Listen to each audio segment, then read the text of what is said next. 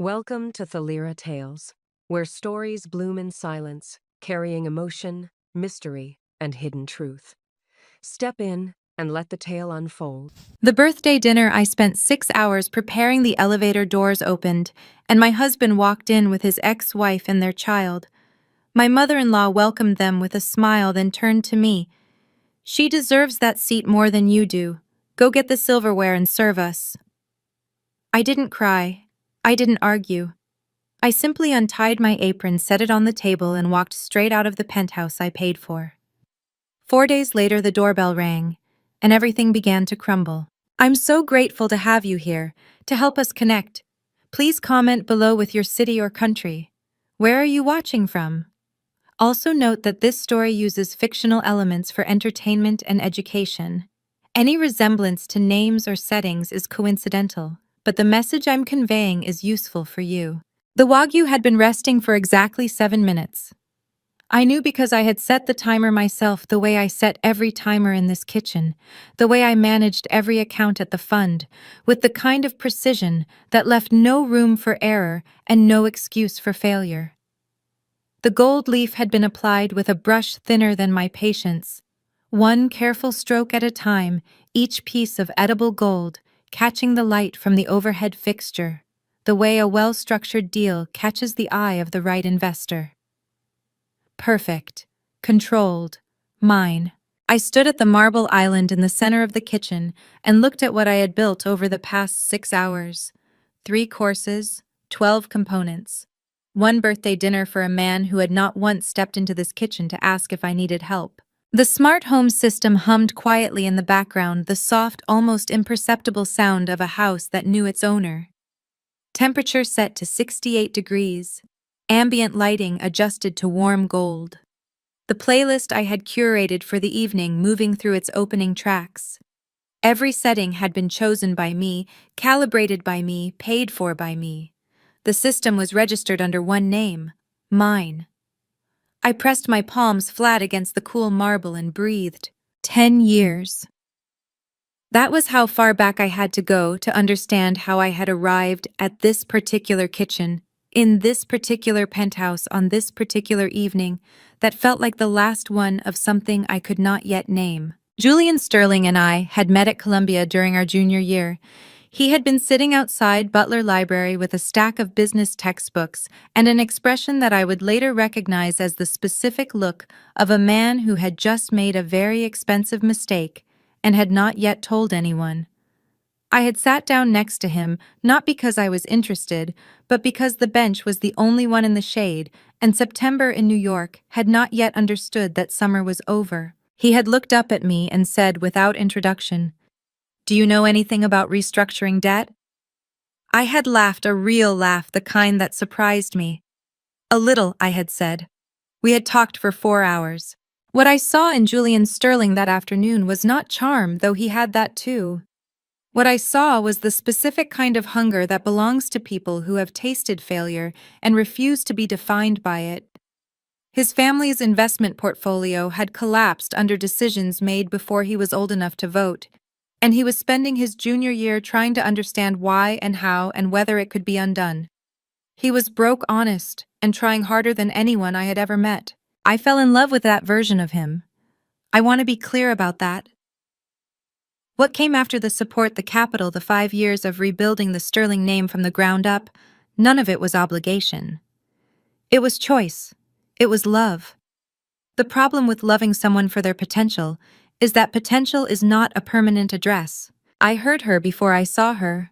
The particular rhythm of Beatrice Sterling's heels on the marble floor had a quality I can only describe as deliberately audible, each step placed with the confidence of a woman who believed the floor existed for the purpose of announcing her arrival.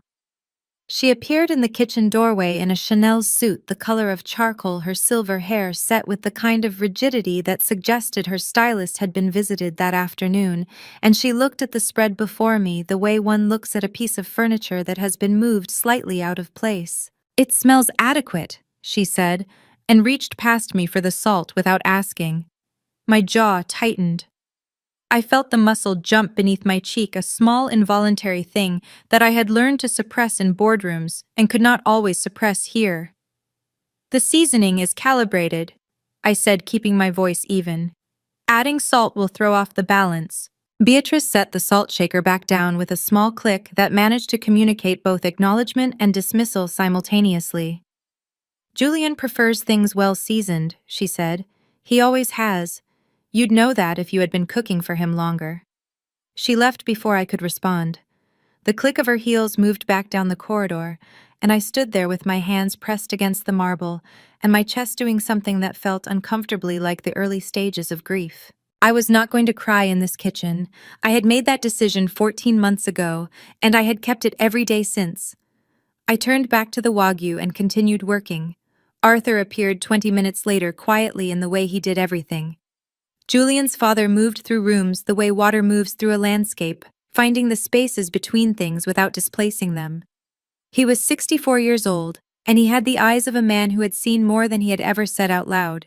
He stood at the edge of the kitchen and looked at what I had prepared, and something in his expression shifted, not dramatically, not with the performance of appreciation that Beatrice deployed like a weapon, but genuinely. The way a person looks at a thing when they understand what it cost. "You didn't have to do all of this," he said. "I know," I said. He crossed to the counter and set something down beside the cutting board, a small folded note, the kind torn from the notepad he kept in his shirt pocket. I did not read it while he was there. I waited until he had gone, and then I opened it. It said, "Thank you for everything, E." 4 words. No signature. As if he knew that anything more formal would have undone us both. I folded the note and put it in the pocket of my apron. My throat felt tight, not from tears. I refused tears, but from the particular ache of being seen by exactly one person in a house full of people who had decided not to look. I turned back to the stove, and that was when I noticed Julian had not come to the kitchen once in 6 hours. He was in the living room.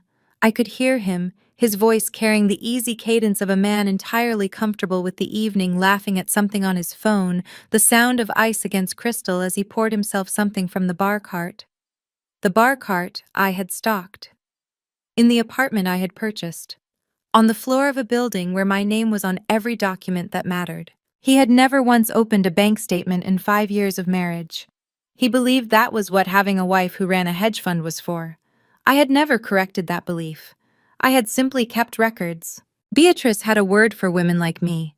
She used it often, always, with the particular satisfaction of someone deploying a phrase they have been saving. She called me practical. She said it the way other people say temporary.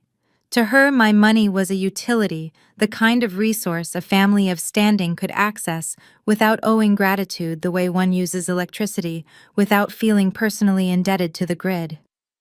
The sterling name was the currency that mattered. Everything else was infrastructure. I understood her logic. I had understood it for years. That was precisely what made it so difficult to argue with and so impossible to accept. I lifted the first plate, the gold leaf catching the light one final time, and began carrying the evening's work toward the table. The timer on the smart home system chimed softly. 6:58 in the evening. 2 minutes until dinner. That was when I heard the elevator. The elevator doors opened and my husband stepped out with another woman on his arm. Not literally on his arm. Julian had enough social awareness to avoid that particular staging, but Clara Montgomery was close enough that the intention was unmistakable. She wore a Saint Laurent dress in black silk that moved the way expensive things move, as if gravity were merely a suggestion. Her Patek Philippe watch caught the light at her wrist, $300,000 of precision engineering that told time the way a cathedral tells time, with the absolute confidence of something built to outlast everything around it. She looked exactly the way a woman looks when she has spent the afternoon preparing to be looked at. Behind her, holding her hand with the careful trust of a child who has learned that adults make decisions he is not consulted about, was Ethan. 8 years old. Dark eyes that moved around the room with a quiet intelligence that made my chest do something complicated. He was not responsible for any of this. I held on to that. Julian's eyes found mine across the room, and then with a speed that I recognized as practiced, moved away. My hands tightened around the serving plate I was holding. I felt the pressure in my knuckles, the specific sensation of a grip maintained by will rather than comfort. The gold-dusted wagyu I had spent 6 hours preparing was still warm beneath the silver cover. Still perfect. Still mine.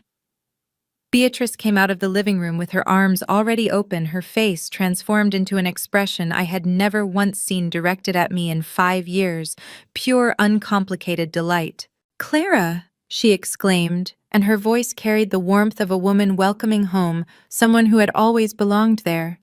"You look absolutely beautiful. Come in, come in. And Ethan, my darling, look how tall you've gotten." She bent toward the boy with a tenderness that made something behind my sternum twist sharply, because I had never once seen her bend toward anything with tenderness. "Come give Grandma B a hug." Ethan looked up at his mother first, a small automatic check-in, and Clara gave him a nod. He stepped forward and allowed Beatrice to embrace him. I stood at the edge of the dining room with a serving plate in my hands and watched my mother-in-law call herself grandmother to a child she had used for years as a weapon against me.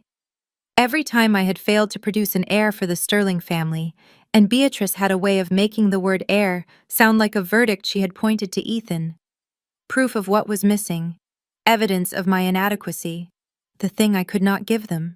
Chloe appeared from the hallway, her iPhone in one hand and a glass of champagne in the other. She looked at Clara the way influencers look at other beautiful women, assessing, calculating, deciding, in approximately 3 seconds, whether this person was an asset or a competitor. "Clara," she said, lifting her glass in a toast that managed to be both welcoming and performative simultaneously.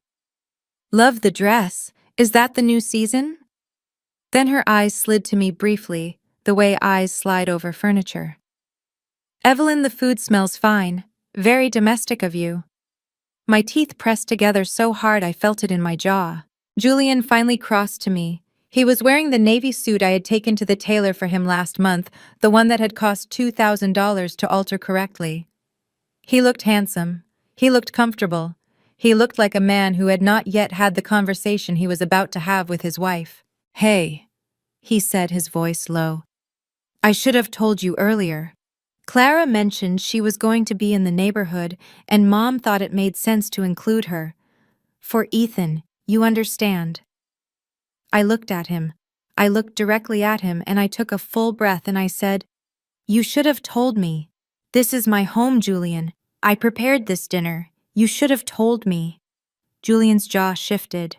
A muscle moved in his cheek. "It's not a big deal, Eve. Don't make it something it isn't." "I'm not making it anything," I said. "I'm telling you what it is." He opened his mouth, closed it, and then reached out and briefly touched my arm, a gesture that was meant to be reassuring, and landed as dismissal before turning back toward the living room, where Clara was already settled into the chair beside his usual seat, laughing at something his mother had said, her hand resting easily on the table, as if she had been sitting there for years. Perhaps in some version of this house that existed only in Beatrice's imagination she had been. I carried the wagyu to the table. I set it down in the center precisely and began removing the silver covers one by one. The food was perfect. The table was perfect. Every detail I had managed across 6 hours of work was exactly as I had intended. Beatrice did not look at the food. She was looking at Clara. "Evelyn," she said, not turning her head, her voice carrying the effortless authority of a woman issuing instructions to staff. "We'll need another setting of the silver cutlery, the good set, the Christoffel. Clara is a guest of honor tonight." She paused and then added with the precision of someone who has been saving a phrase for exactly the right moment. "Some of us have been family to this household far longer than others. It's only right that we treat her accordingly." My hand was on the silver cover of the final dish. I felt the cool metal against my palm. I felt my pulse in my fingertips. I looked at Beatrice. I looked at Julian. I looked at Clara, who had the grace to study the tablecloth at this particular moment. And then I set the cover down on the table very deliberately, very carefully, and I reached behind my back and untied my apron. There are moments in a marriage that cannot be undone, not by apology, not by explanation, not by time, not by the kind of careful, calibrated conversation that Julian was so skilled at initiating 3 days after the fact, when the edges had softened enough that the original wound was harder to locate precisely. This was one of those moments. I knew it the way I know when a position in the fund has stopped being viable, not with drama, not with panic, but with a clarity so complete, it almost felt like relief. I folded the apron. I want to be clear about that. I did not throw it, did not drop it, did not make any gesture that could later be described as theatrical. I folded it the way I fold everything, with the neat, deliberate care of someone who has learned that how you put things down matters as much as why. I set it on the table beside the wagyu that was still warm, still perfect, still entirely unacknowledged. Then I walked to the entryway closet and took out my Burberry coat. "Evelyn." Julian's voice came from behind me, and I heard in it the particular register he used when he was trying to sound reasonable and was beginning to feel the first edges of something less comfortable. "Where are you going?" "Dinner is on the table." I put my arms through the coat sleeves one at a time. "I need some air," I said. "Now." His voice climbed half a register. "We have guests, Eve. You can't just—" "I'm not asking for permission, Julian." I said it without turning around, and I heard how it landed, not cruel, not loud, just final, the kind of sentence that closes a door. I heard Beatrice's voice from the dining room carrying its usual certainty. "Let her go, Julian. She'll come back when she's finished being dramatic. Clara, please try the appetizer. Evelyn does manage the basics adequately." My hand found the door handle. I pressed down. The hallway outside the penthouse was the kind of quiet that only exists in buildings where the walls are thick enough to absorb everything that happens inside them. I stood there for 3 seconds, just 3, with my back against the closed door and my eyes on the ceiling. My chest felt like something had been sitting on it for a very long time and had just finally stood up. I was not going to cry in that hallway.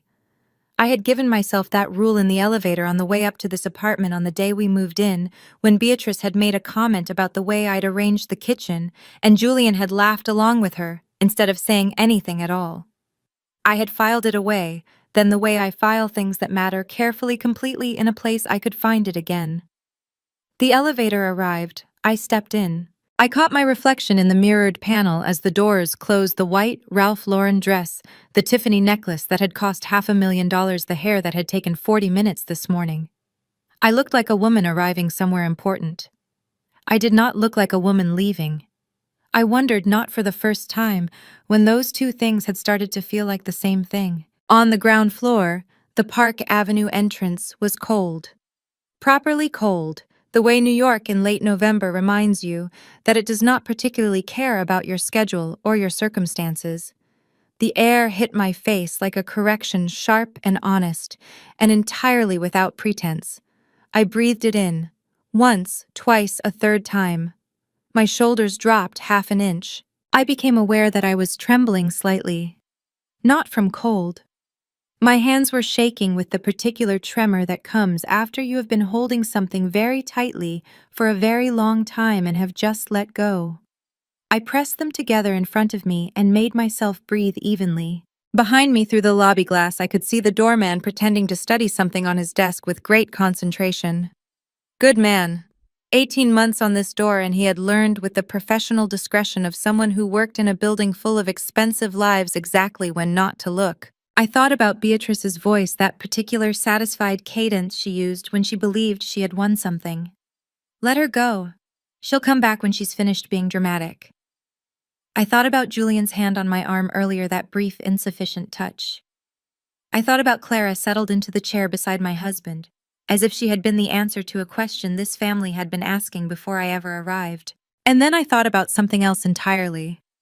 Something I had been thinking about carefully and without urgency for 14 months. My phone vibrated in my coat pocket.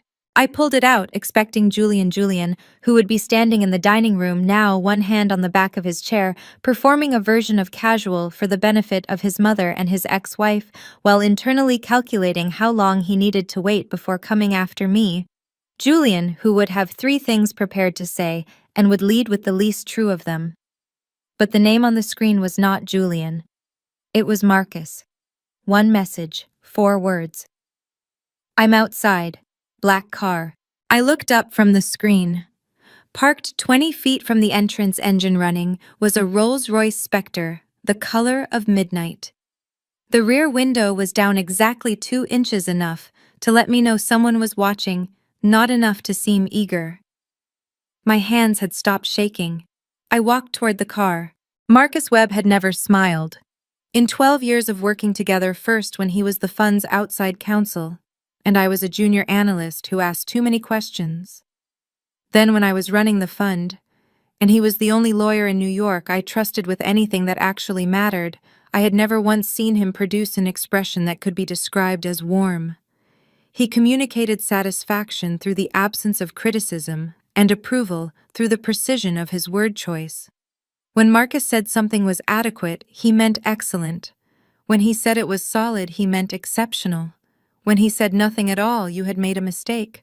Tonight, standing beside the open rear door of the Rolls-Royce Spectre with a crocodile leather briefcase in one hand, and the particular stillness of a man who has been preparing for this moment for considerably longer than this evening, he looked at me and said, "You look composed."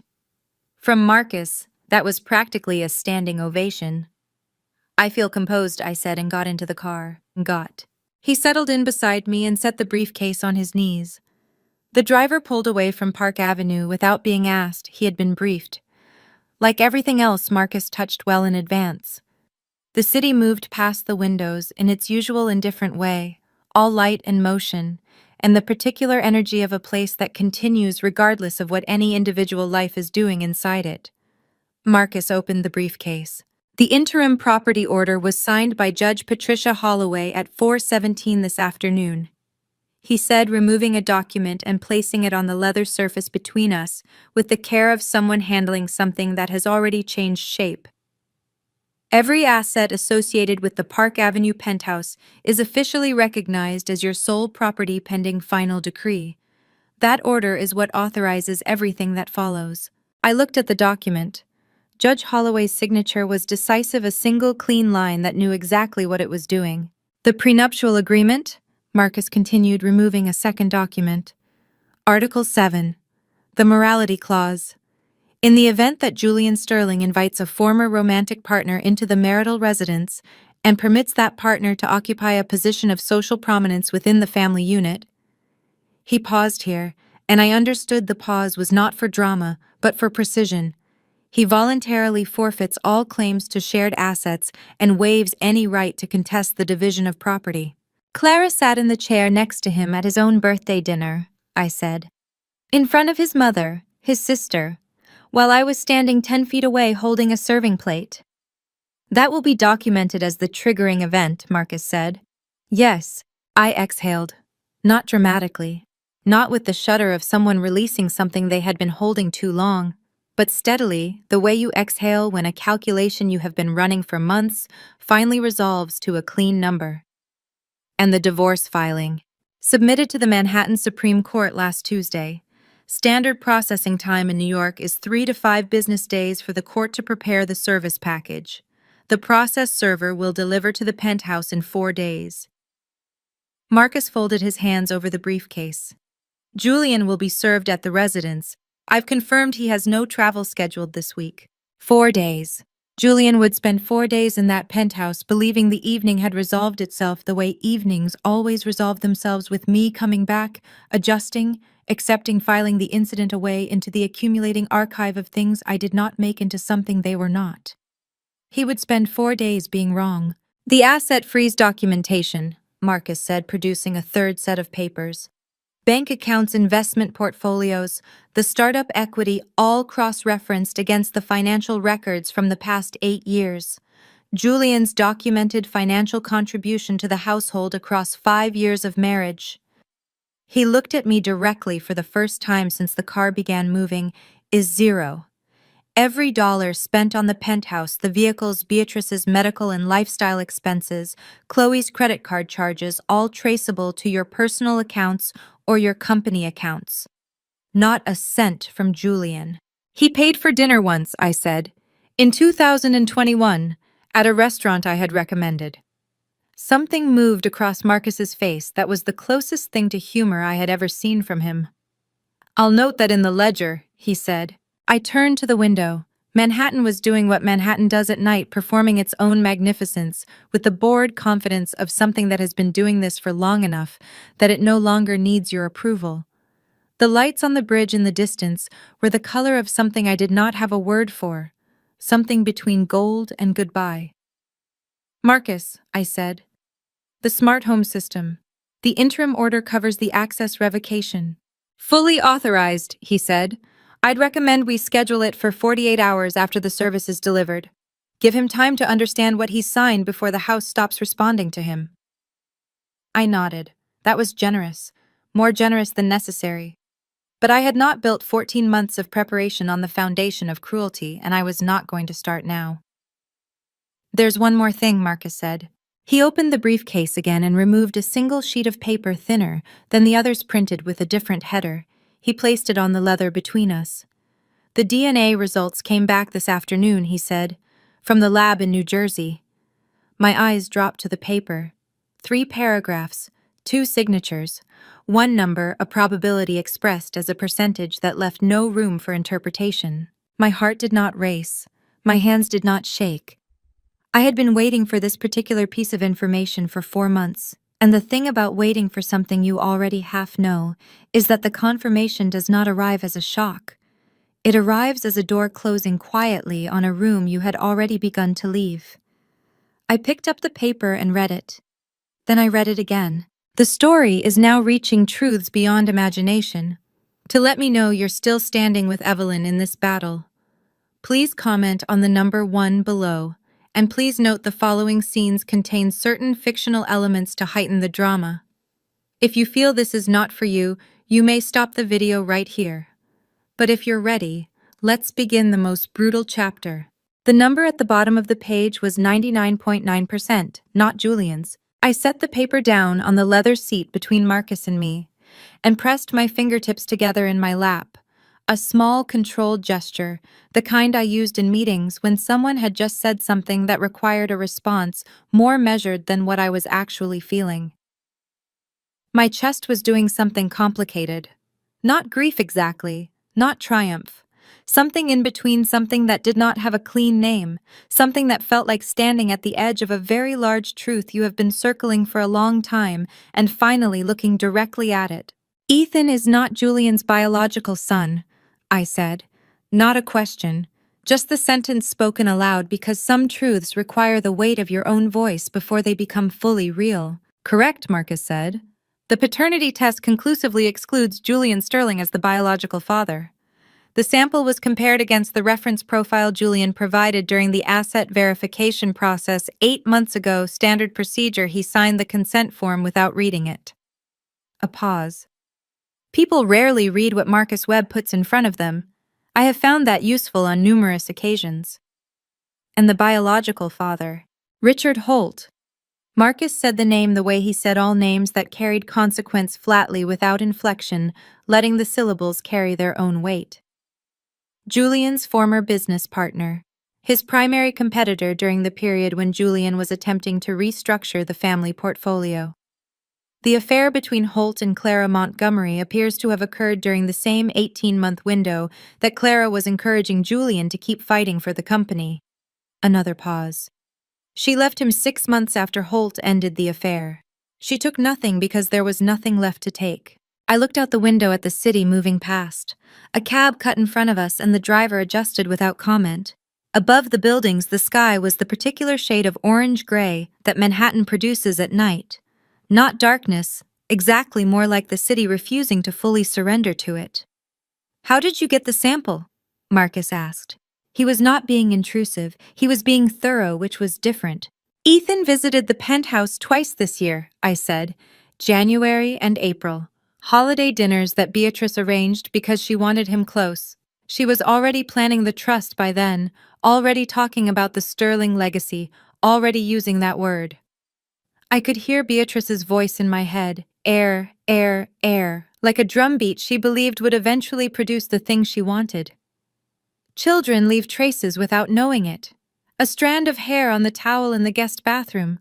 A comb left on the vanity. I had simply been paying attention when no one else was bothering to. I had sent the sample to a laboratory in New Jersey in February. I had received the preliminary results in March. I had sat with them for 4 months before I told Marcus, because I needed to be certain not just of the science, but of what I intended to do with it. Information without strategy is just noise. "When do we use it?" Marcus asked. "Not tonight," I said. "Not when the divorce papers are served. Not when the asset order goes through." I picked up the DNA report and folded it precisely in half, then in half again, and placed it in the interior pocket of my Burberry coat against my chest. "We use it at the moment Beatrice believes she has won everything. When she is standing in that penthouse absolutely certain that she has successfully protected the Sterling bloodline from someone like me." I felt something move across my face that I recognized distantly as a smile, not warm, not cold, just accurate. That is when she needs to understand what she was actually protecting. Marcus looked at me for a long moment.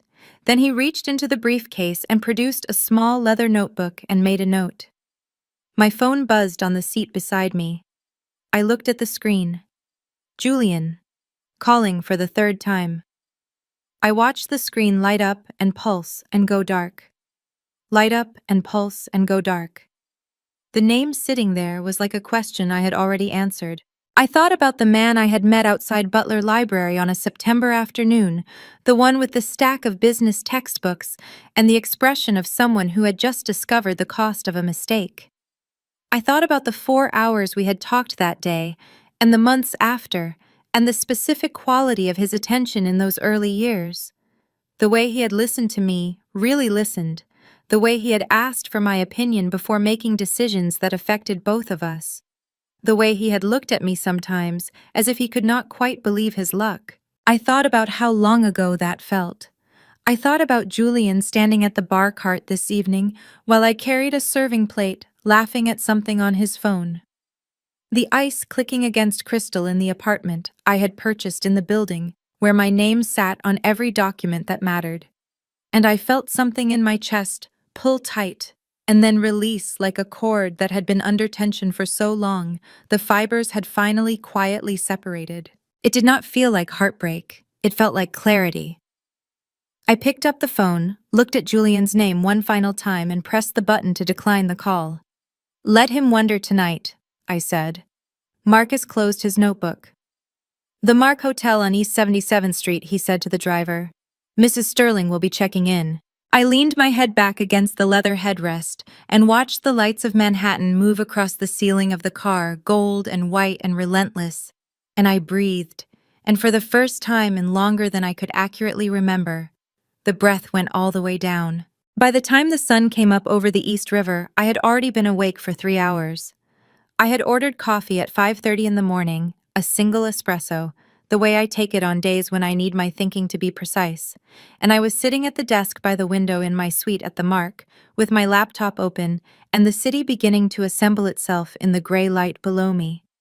I had slept better than I had in months, possibly years. There is something clarifying about a decision that has finally been made, the way the body, once it understands it, no longer needs to brace for something, simply relaxes into the ground. I watched the security feed on my phone while I drank my coffee. I want to explain that. The smart home system in the Park Avenue penthouse had been registered under my name since the day we moved in the account, the passcode, the administrative access, all of it. Julian had never asked about it. Beatrice had used the climate controls the way she used everything I owned, without acknowledgement, without gratitude, with the absolute confidence of someone who has never had to consider where things come from. I had installed the additional camera array 14 months ago, quietly during a week Julian was in Macau, at a conference that had cost $40,000 and produced no discernible outcome. The cameras covered every common area of the penthouse. I had never told anyone they were there. I watched it all from my phone 4 days after the birthday dinner while I drank my espresso at the Mark, and the morning light made the Hudson go silver outside my window. On the screen, the penthouse looked the way a stage looks after the performance has ended and the audience has gone home. the furniture still arranged for an event that was over the flowers I had ordered, beginning to lose their edges, the crystal cutlery still on the table because no one had thought to clear it. Julian was in the kitchen in a gray t-shirt, moving with the particular restlessness of a man who had not slept and did not know what to do with his hands. He was on his phone. He had been on his phone, I estimated from the feed, for most of the night. Beatrice was already dressed. That told me everything about her state of mind. Beatrice Sterling dressed by 7 in the morning, only when she had already decided how the day was going to go, and wanted to be costumed for it. She was in a navy wool dress, her pearls on her hair, sitting in the living room armchair, with her own coffee, and the expression of a woman who has been waiting for something and believes it is about to arrive. Julian set his phone down on the kitchen counter, picked it up again, set it down again. I could see his jaw working from the camera angle above the refrigerator. He was trying to decide something. I already knew what. He dialed. My phone lit up on the desk beside my laptop. His name, his number. The contact photo I had taken of him 2 years ago on a weekend in the Hamptons, when he had still looked like someone who intended to show up for his own life. I watched the call ring out. He tried again. I watched that one ring out too. "She's not picking up." His voice came through the room, microphone slightly compressed by the recording, but clear enough. He sounded like a man standing at the edge of something, and not entirely sure what was below. Beatrice looked up from her coffee. "Give her until noon," she said in the tone of someone issuing a strategy rather than offering comfort. "She always comes back by noon. Every time she's stormed off in the past 3 years, she's been back by noon. She has nowhere else to go." I took a sip of my espresso and thought about the Mark's 300 thread count sheets, and the view of the park, and the fact that I had accounts in 4 countries, and a net worth that had cleared 9 figures 18 months ago. She has nowhere else to go. On the screen, Julian pressed his hand flat against the kitchen counter, the same marble counter I had stood at 12 hours ago, applying gold leaf to a piece of beef with a brush thinner than his attention, and he pushed out a breath that made his shoulders drop. "She took her passport, Mom," he said, "and her laptop, and the briefcase she only takes when she's going somewhere she intends to stay." Beatrice's cup came down on its saucer with a sharp porcelain click. "She's being dramatic, Julian. It's what she does when she feels overlooked. You simply need to—" "She took the briefcase," Julian said again, louder this time, and something in his voice had shifted, a register lower, a quality more hollow. The voice of a man, beginning slowly and against his will, to understand that the story he had been telling himself about this evening might not be the accurate one. The doorbell of the penthouse rang. On the feed, I watched both of them look up at the same moment, Julian from the kitchen, Beatrice from the armchair, with the particular alertness of people who were expecting someone and were not certain who. Julian crossed to the door and opened it. The man on the other side was in his mid-30s in a gray suit, with the neutral expression of someone whose job requires him to deliver information without editorializing about it. He was holding a manila envelope and a clipboard. "Julian Sterling," he said. "Yes," Julian said, and his voice had gone careful in the way voices go when instinct has registered something the conscious mind has not yet caught up to. "You've been served," the man said, and held out the envelope. Beatrice was on her feet before Julian had fully closed the door. Through the camera feed, I watched the pen drop into Julian's hand.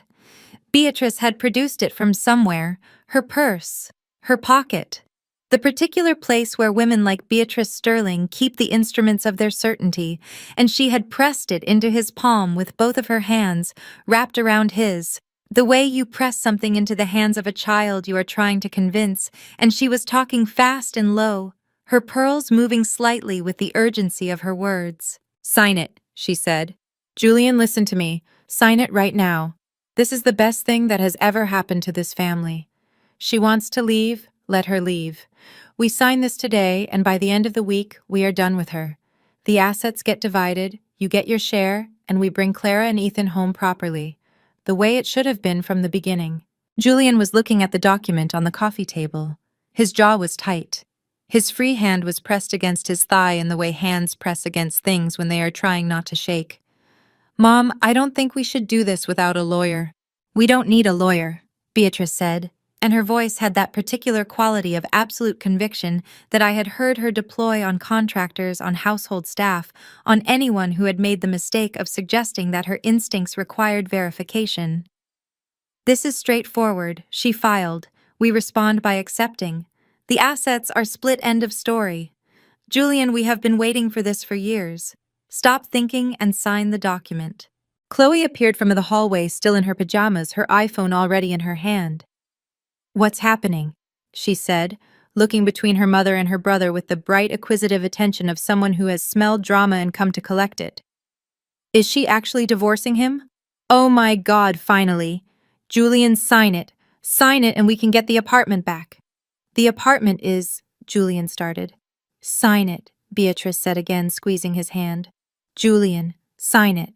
I set my espresso cup down on the desk at the mark very carefully. My heart rate had not changed. I had known this was coming, had planned for this, with the specific precision that comes from understanding exactly how a person will behave when they believe they are winning. Beatrice Sterling in triumph was entirely predictable. She would move fast, push hard, and not read the fine print. She never read the fine print. In 5 years, I had never once seen her read a document all the way through. Julian pressed the pen to the paper.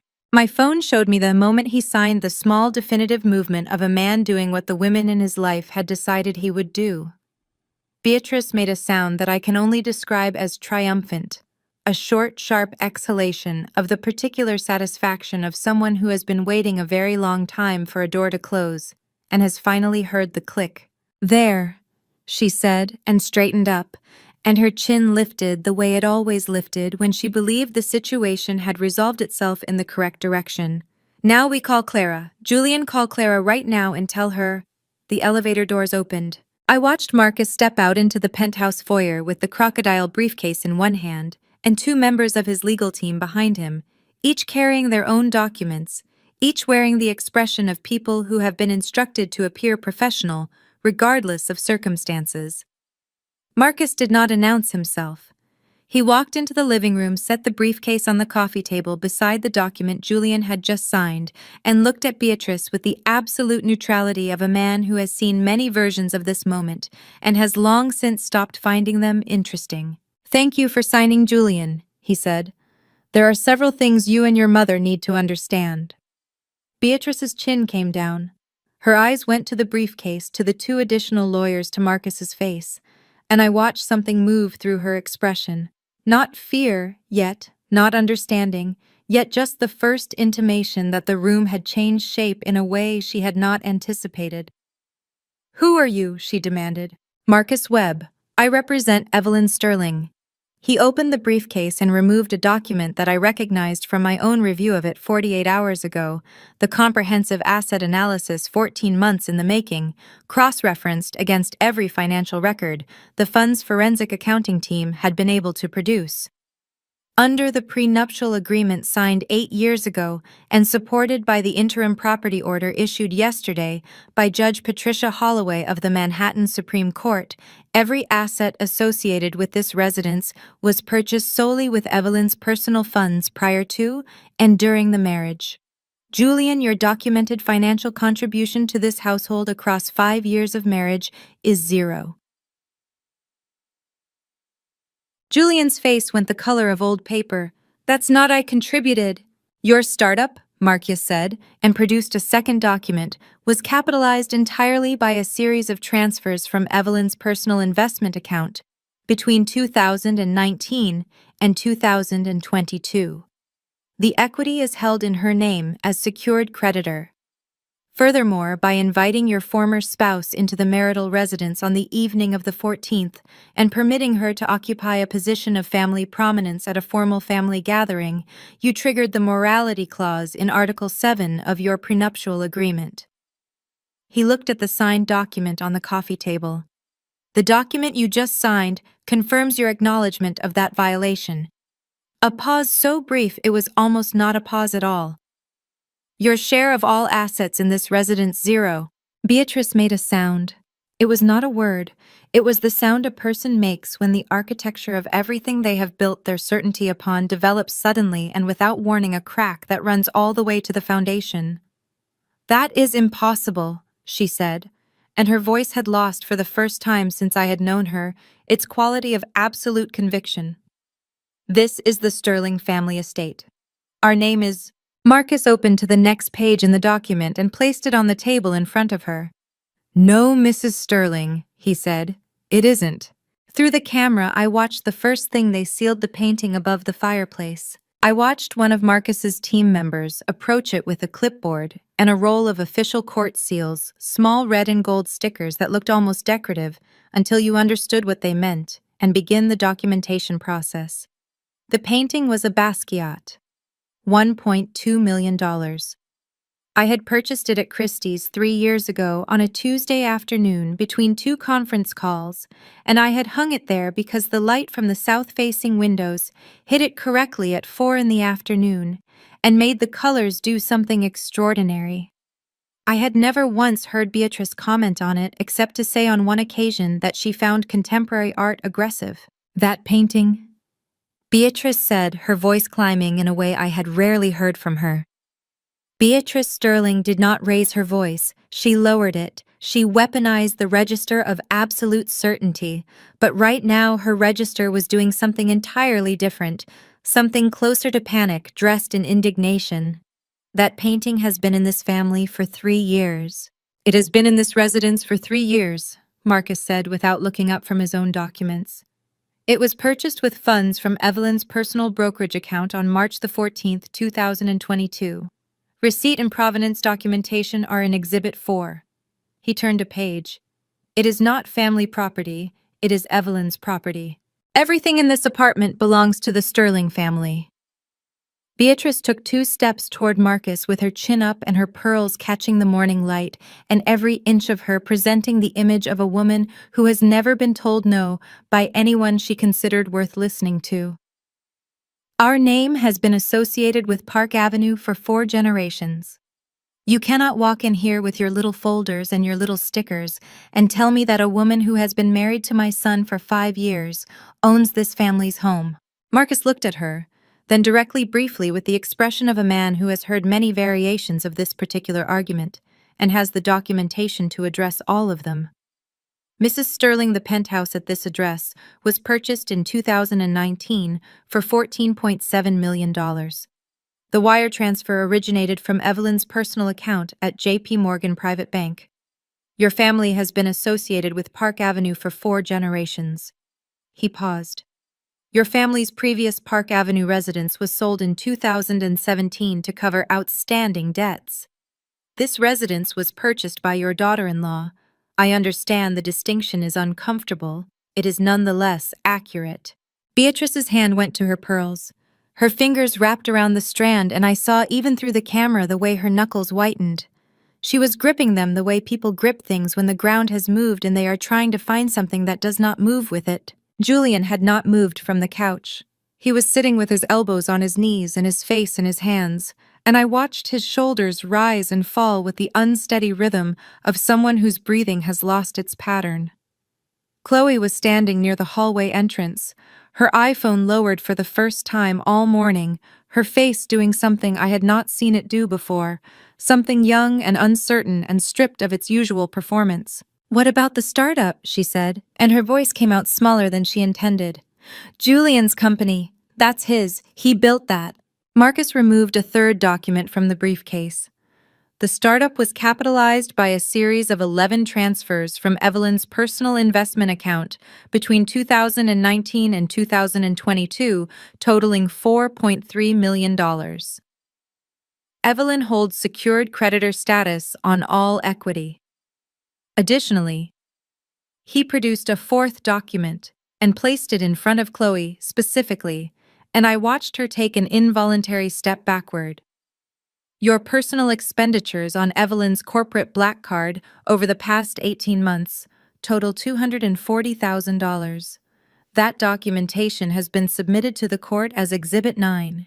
Chloe's mouth opened, closed, opened again. "I was using it for family expenses," she said, and even she did not sound convinced. You were using it for personal luxury purchases at 17 separate retailers, Marcus said. The itemized list is on page 3. Chloe looked at the document. Her face went red, not the flush of embarrassment, but the deeper, harder red of someone who has been caught completely and knows it, and has not yet decided how to arrange their features around that knowledge. Her hand tightened around her iPhone until her knuckles matched her mother's. This is outrageous, Beatrice said, and her voice cracked on the last syllable. A hairline fracture in the architecture of her certainty that she covered immediately by raising her chin another half-inch. We will contest every single item on every single document. Julian, call our lawyer. Call David Harrington right now. Julian lifted his face from his hands. His eyes were red at the rims, not from crying, not yet, but from the particular strain of a man who has been staring at something he cannot look away from and cannot look directly at either. David Harrington retired last year, Mom, he said, and his voice was hollow in a way that had nothing to do with the acoustics of the room. Then call someone else, Beatrice snapped. Call anyone. This cannot be legal. This cannot simply... She stopped. She pressed her hand flat against her chest over her pearls, and I watched her pull herself together with the visible effort of someone reassembling a structure that has just been significantly damaged. This is not over, she said, and looked at Marcus with something that wanted to be authority and landed as desperation. Do you understand me? This is not over. Marcus looked at her with the expression of a man who has heard those words before in many rooms and has always been correct about what came next. Julian's phone rang on the coffee table. The screen lit up. Clara Montgomery. He stared at it for a moment and then picked it up with the last of whatever he had been holding on to all morning.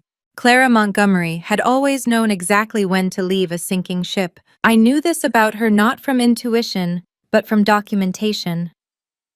Marcus had compiled a profile on Clara 18 months ago, standard procedure, when someone begins making regular appearances in a situation that involves my assets, and what emerged from that profile was a portrait of a woman of exceptional instinct and zero sentimentality. She had left Julian the first time 48 hours after his company filed for Chapter 11. Not a week after, not a month after, 48 hours. She had packed efficiently, taken only what was legally hers, and walked out without a scene which I had always privately respected, even as I understood it for what it was. She was very good at reading a room. Through the camera feed, I watched Julian take the call on the couch, hunched forward, his free hand pressed hard against the back of his neck in the way people press things when they are trying to hold themselves together by force. Clara, he said, listen, something has happened. There's been a development with the divorce filing and the assets are Clara. It's complicated. I need you to... He stopped. I could not hear her side of the conversation, but I could read Julian's face with the fluency of someone who had studied it for 5 years, and what I read there moved through several expressions in rapid succession. Confusion. Then the specific kind of hope that looks almost indistinguishable from desperation. Then something that collapsed inward like a building whose supports have been simultaneously removed. What do you mean, how much? He said. Clara, I zero. The assessment is 0. But that's not Clara. Listen to me, that's not the whole... The call ended. Julian sat holding the phone with both hands, staring at the screen with the expression of a man who has just watched his last option close a door from the other side. 15 minutes later, I counted because I had nothing else to do at the mark except drink my second espresso and watch the architecture of other people's certainties dismantle themselves in real time. The elevator opened again and Clara walked into the penthouse with Ethan's hand in hers, and the expression of a woman who has come to collect something specific and has no intention of staying longer than necessary. She had changed out of the Saint Laurent from the night before. She was in a camel coat now, her hair pulled back, her Patek Philippe back on her wrist. She looked efficient. She looked like someone who had made a calculation and arrived at an answer and was here to execute it. Beatrice crossed the room toward her with her arms opening, her voice lifting. Clara, thank God. We need you here. We need to present a united front, the lawyers are saying. Clara stopped walking and looked at Beatrice with an expression that I can only describe as the look of someone who has just been asked to participate in a performance they never auditioned for. "I left my watch," she said. "I took it off when I washed my hands last night. It's on the windowsill in the guest bathroom." Beatrice's arms, still half open, did something complicated. A kind of arrested gesture, a movement stopped mid-intention. "Clara, this is not the moment for—" "It's a $300,000 watch, Beatrice," Clara said. "Every moment is the moment for it." She walked past Beatrice toward the guest bathroom. Ethan stood near the elevator holding his own hand in the way children hold themselves when they have learned that waiting is safer than moving. I watched him from the camera above the entryway and felt my chest do that complicated thing it did. Whenever I looked at him, the awareness of a child who was innocent of everything that the adults around him had constructed. Clara emerged from the bathroom with the Patek Philippe already on her wrist, clasping it as she walked. Julian stood up from the couch. His eyes were red now, genuinely red, the rims swollen with the particular evidence of a man who had been holding something back for several hours and was losing the capacity to continue doing so. "Clara," he said, and his voice broke on the single syllable in a way that was painful to hear even through a camera microphone. "Please, I know how this looks, but we can figure this out. We always—" "Julian." Clara's voice was not unkind. It was something worse than unkind. It was indifferent. The way a verdict is indifferent, the way mathematics is indifferent. "You were broke when I left you the first time. I made a decision then, based on the information I had. I came back when I believed the information had changed." She looked at him directly without flinching. "The information has not changed. You are broke again. I am not going to make the same mistake twice." "I am not broke," Julian said, and his voice climbed with a desperation that was difficult to watch. "This is temporary. This is a legal situation that can be resolved, Clara. I am asking you to. You signed a document this morning confirming that you have zero claim to any asset in this residence," Clara said. "I know because Marcus Webb called my attorney 40 minutes ago as a professional courtesy." She picked up Ethan's hand. "You have nothing to offer me, Julian. I'm sorry. That's just the truth." Beatrice made a sound, a raw, wounded sound that came from somewhere deeper than her usual register. The sound of a woman whose entire architecture of the future has just been dismantled in a single conversation. "Clara," she said, and her voice was trembling now, actually trembling, her pearls jumping slightly with the movement of her chest. "You can't leave. You are this family's Ethan is my son," Clara said. "He has always been my son. Goodbye, Beatrice." She walked to the elevator. Ethan went with her, quiet and cooperative, his dark eyes moving once to the room behind him with the look of a child filing something away. The doors closed. Beatrice stood in the middle of the living room with her hand pressed over her pearls, and her face doing something I had never seen it do in 5 years. It was crumpling slowly from the outside in the architecture of her certainty, collapsing feature by feature. And for a moment she looked not like the woman who had called me poison with no fruit, but like an old woman in an empty room who had just realized that the people she had been most certain of had been the least reliable of all. Julian sat back down on the couch and put his face in his hands, and this time his shoulders were shaking. Through the camera I watched Arthur appear in the kitchen doorway. He looked at his wife, at his son, at the sealed Basquiat on the wall, at the Christophe Le cutlery still on the table from the night before. Then he turned and walked quietly back into the kitchen, and I watched him sit down in the chair at the kitchen island. My chair, the one I used when I cooked late at night, and I watched him put his hands flat on the marble and bow his head. In all the noise of that morning, the lawyers, the documents, the sound of Clara's heels on the marble and Beatrice's pearls trembling against her chest, no one noticed Arthur Sterling slip quietly into the kitchen. No one except me. I had been watching him through the security feed for the past 20 minutes since the elevator had closed behind Clara and Ethan, and the living room had become the kind of place where grief and pride were fighting each other for the same square footage. Arthur had not engaged with any of it. He had not argued with Marcus, had not comforted Beatrice, had not put his arm around Julian's shaking shoulders. He had simply watched with the expression of a man reading a document, he had suspected the contents of for a very long time, and then he had walked into the kitchen and sat down, in my chair. The one at the corner of the island angled toward the window where I sat when I cooked at 11 o'clock at night and the rest of the penthouse was dark, and it was just me and the sound of something on the stove and the lights of the city below. I had spent more hours in that chair than I had spent in my own bed some weeks.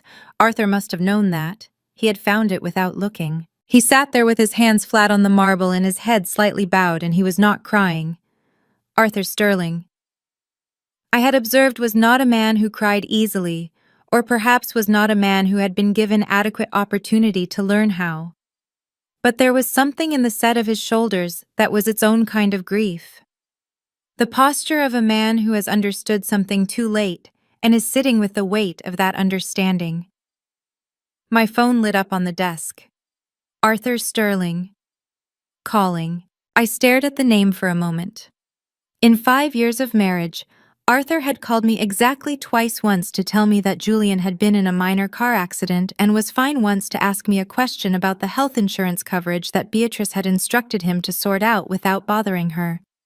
He had never called me for any reason that was about him or about me or about anything that existed between us as two people who had been in the same family for 5 years without being properly introduced. I answered. Arthur, I said. Evelyn. His voice was rougher than usual, the way voices get when they have been carrying something heavy for a long time and the effort is beginning to show. I didn't know if you'd pick up. I almost didn't, I said honestly. A sound came through the phone that might have been a short, rueful breath. That's fair, he said. That's completely fair. I could hear him shifting in the chair, the slight scrape of the stool against the marble floor, a sound I knew from 1,000 late nights. I'm sitting in your kitchen, he said. In your chair. I hope that's... I'm sorry, I should have asked. My throat tightened. Not from sadness exactly, something more precise than that. Something that had to do with the specific ache of being considered by someone who had not been required to consider you. It's all right, Arthur, I said. That chair is always going to be the best seat in that kitchen. I'm glad someone's using it. A pause filled with the kind of weight that means the next sentence matters. I always knew it was you, he said. Holding this together, the house, the family, all of it. I watched you carry it for 5 years and I said nothing. His voice dropped lower, and I heard in it something that I recognized as the specific quality of a man who has rehearsed something and is now discovering that the rehearsed version is insufficient. Not because I didn't see it, because I was a coward, because it was easier to look at my plate and let it continue than to say out loud what I knew was true. And that is my failure, Evelyn, not yours, mine. I pressed my free hand flat against the window of my suite at the Mark, and looked out at the park below the bare trees, the pale morning light, a woman walking a dog along the path with the focused contentment of someone who has no idea what is happening 12 floors above them. My eyes were stinging. I blinked hard twice and refused to let it become anything more than that. You left food for me, I said. Every night I came home late. There was always something on the counter. Wagyu soup, whatever Mrs. Chen had made. Always warm, always covered. That was the least I could do, Arthur said. Quite literally, it was the very least. His voice broke on the last word just slightly, just enough the hairline fracture in the voice of a man who has been holding himself together all morning and has finally found a safe enough place to let something through. I'm sorry, Evelyn. I am genuinely sorry, for all of it, for the years of it. I breathed in through my nose and out through my mouth, and I thought about 5 years of dinners I had cooked, and tables I had set, and bills I had paid, and comments I had absorbed, and what it meant that the only member of this family who was calling me right now was the one who had the least power to change any of it, and had found a way to show up anyway. The kitchen is yours, Arthur, I said, and my voice came out steadier than I expected. I left the Wagyu recipe in the top drawer, next to the good knife, the Japanese one. I paused. You'll need good stock. Don't use the cartons. Make it yourself. A sound came through the phone that was, I was almost certain, the sound of Arthur Sterling laughing for the first time all morning. soft, real. The laugh of a man who has been given something small and has understood its full size. "Evelyn," he said, and then stopped. "I know," I said. "There's something you should know," he said, and his voice shifted back into something more careful. "About Chloe. She opened the shop yesterday morning, on Madison Avenue, grand opening. Beatrice went this morning. Before all of this, she was very proud." I set my coffee cup down on the desk. "Thank you, Arthur," I said, "for everything."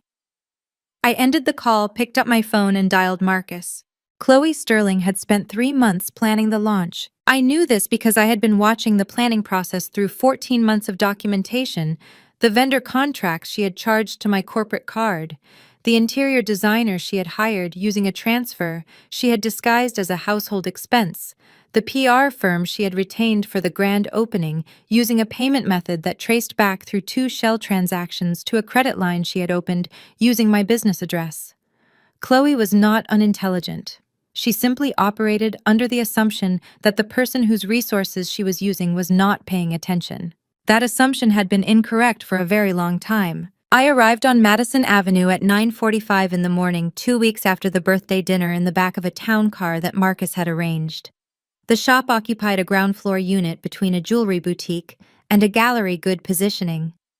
I had to admit, the kind of location that cost money to secure money that I recognized from Exhibit 7 of the court documentation. Rose gold balloons flanked the entrance. A champagne tower was visible through the front window. The glass is arranged in the specific configuration that appears in every aspirational social media post about grand openings. A small crowd of women in expensive casual wear was already gathered near the door, several of them holding their phones up and filming. I asked the driver to park across the street and stay. Through the window, I could see Chloe moving through the space with the particular energy of someone performing the role of successful entrepreneur for an audience she had carefully curated. She was wearing a white blazer and wide-legged trousers, and her hair was down in the way she wore it for events.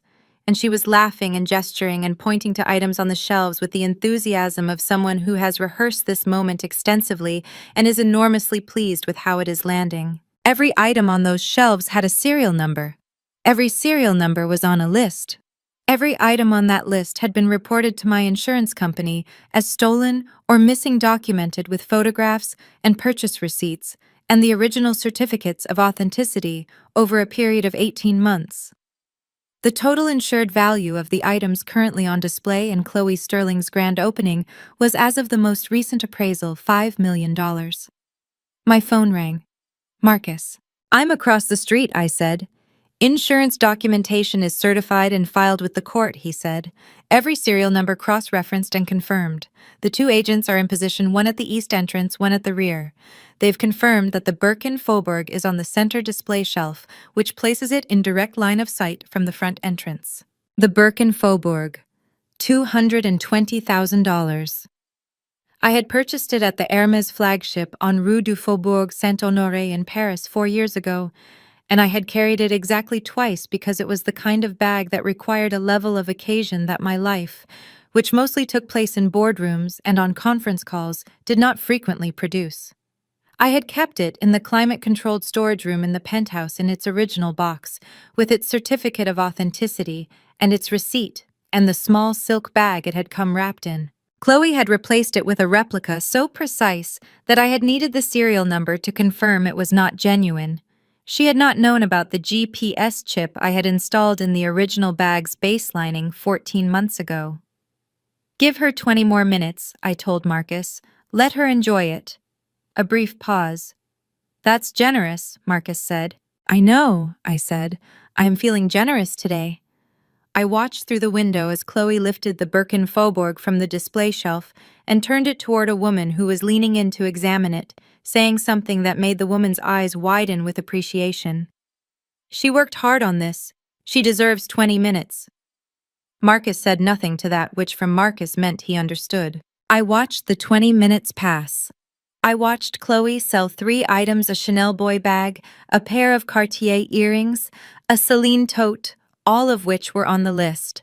All of which were being purchased by women who had no idea they were buying stolen property, all of which would need to be recovered through a process that Marcus had already outlined to me in detail, and that I had already agreed to handle with as little collateral damage to the buyers as possible. They were not the point. They were simply people who had gone shopping on a Tuesday morning and wandered into someone else's story. Beatrice was standing near the back of the shop. I could see her through the window, navy dress pearls, the expression of a woman watching her child succeed at something and feeling herself vindicated by it. She had said it to me once 3 years ago at a family dinner that I had cooked and served and cleared. Chloe has real entrepreneurial instincts. Not like you just sitting behind numbers all day. My daughter makes things happen. I looked at Beatrice through the window of the town car and felt something that was not quite satisfaction and not quite sadness. Something in between. Something that had been waiting a long time to resolve into a clean feeling and had not quite managed it yet. My 20 minutes were up. I opened the car door. The November air hit my face as I stepped out onto Madison Avenue, sharp, cold, clarifying. I straightened my coat. I checked that my phone was in my pocket. I looked at the rose gold balloons flanking the entrance of Chloe Sterling's grand opening, and I walked toward the door. Behind me, Marcus's town car pulled up to the curb. The room shifted the moment I walked in. Not dramatically, there was no gasp, no sudden hush, no parting of the crowd. It was subtler than that. It was the way a room shifts when someone enters who was not on the guest list, and everyone present understands this simultaneously but has not yet decided what to do about it. A recalibration. A collective intake of breath that never quite became audible. Chloe saw me from across the room. I watched her face move through 3 expressions in approximately 2 seconds. Surprise, which she covered quickly, then a flash of something that wanted to be contempt, and landed closer to alarm, and then the performance of composure, which she assembled with the speed of someone who has spent years managing her public face and knows exactly which muscles to deploy. She lifted her chin. She produced a version of her social smile, the one she used for people she found inconvenient, but could not afford to dismiss in public. "Evelyn," she said, crossing toward me with her champagne glass held at the precise angle of someone who is using it as a prop. "What a surprise. I didn't think this was quite your scene." "I'm shopping," I said. I walked past her toward the nearest display shelf. I picked up the first bag, a Chanel classic flap in beige caviar leather, and turned it over in my hands with the unhurried attention of someone who knows exactly what they are looking at. I found the serial number stamped inside the authenticity card. I looked at it for 3 seconds. I set it down. I moved to the next item. Chloe followed me, her heels clicking on the floor, her composure beginning to show the first signs of structural stress around the edges. "Evelyn, what are you doing? This is a consignment shop. Everything here has been properly—" I picked up the Birkin Faubourg from the center display shelf. It was the original. The GPS had confirmed its location here, but holding it in my hands confirmed something more immediate, the specific weight of it, the particular softness of the leather against my palms, the way the hardware sat. I had carried this bag twice. I knew it the way you know something you purchased with your own money in a city you love on an afternoon that had been in its small way a good one. Chloe's champagne glass lowered 2 inches. I set the Birkin back on the shelf and turned to face her. "Chloe," I said, "how many items in this shop did you source personally?" Her jaw tightened. "All of them," she said. "This is my business. Everything here was sourced, authenticated, and priced by me." "Authenticated," I repeated, and something in my voice made 2 of the nearby customers take a small, instinctive step back. "That's interesting." The door opened behind me. Marcus walked in, followed by 2 people in dark suits who moved through the shop entrance with the particular quality of people who are not there to browse. One of them, a woman with her hair pulled back and the kind of posture that comes from federal training, produced a credential case and held it open. "Special Agent Diana Reeves, FBI," she said to the room rather than to any individual. "We have a federal warrant for the inspection of this premises. Everyone please remain where you are." The champagne tower stopped being decorative. Chloe's face went the color of the white blazer she was wearing. Her champagne glass hit the shelf beside her with a clatter that sent a small wave of liquid over the rim. What is... Her voice came out higher than she intended, cracked at the edges, with the specific panic of someone whose carefully constructed reality has just made contact with an entirely different one. What is this? What is happening? Your shop has been selling through an online platform that shipped across 12 states over the past 6 weeks, Marcus said, setting his briefcase on the nearest surface and opening it with the click of the clasps that I had come to associate with the sound of things becoming official. That places this within federal jurisdiction.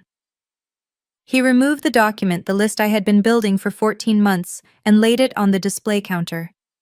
47 items currently on these shelves.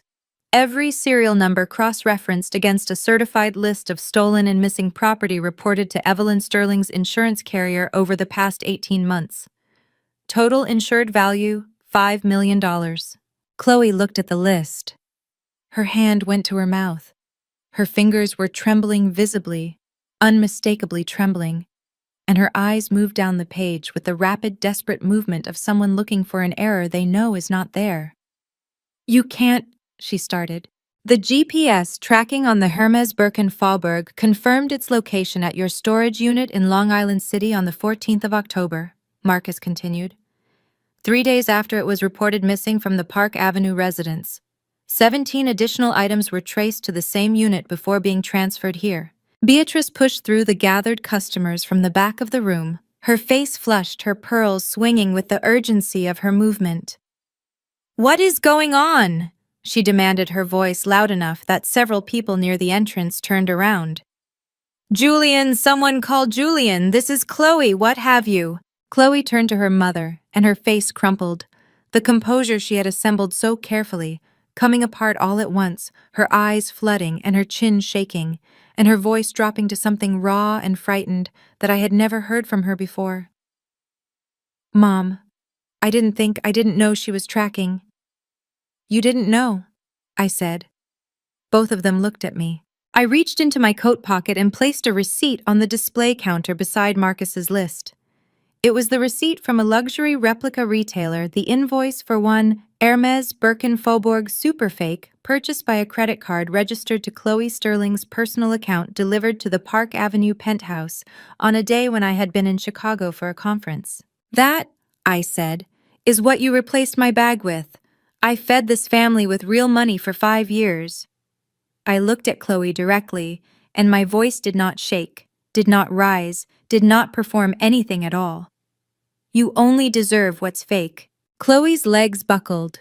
She grabbed the edge of the display shelf to steady herself, sending 2 items sliding toward the edge, and a sound came out of her that was somewhere between a sob and a gasp, the sound of someone who has been running very fast and has just hit a wall they did not see coming.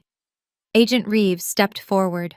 I did not stay to watch the arrest. I had seen everything I needed to see, and there is a difference between justice and spectacle that I had always been careful to maintain. I left the shop on Madison Avenue while Agent Reeves was still reading Chloe her rights. I could hear Chloe's voice rising behind me as I walked toward the door, the sound of it cracking and climbing and finally breaking into something that was genuinely distressed, and I felt the particular weight of that sound, the way you feel something that is both necessary and not painless simultaneously. I pushed through the door and walked back to the town car and got in, and told the driver to take me to Marcus's office. Marcus arrived 12 minutes after I did. He set his briefcase on the conference table, poured himself a glass of water, and sat down across from me, with the expression of a man who has just completed a significant piece of work, and is allowing himself exactly 1 moment to acknowledge it before moving on. There's something I want to show you, he said. He opened his laptop and turned it toward me. On the screen was a security footage file. The header read Hermes 5th Avenue, and the timestamp in the corner showed a date 6 weeks before the birthday dinner. This is where it started for the documentation, he said. This is what I showed you in this office the first time before we decided on the full strategy. I leaned forward and watched. The footage was high definition, the way flagship retail security footage always is.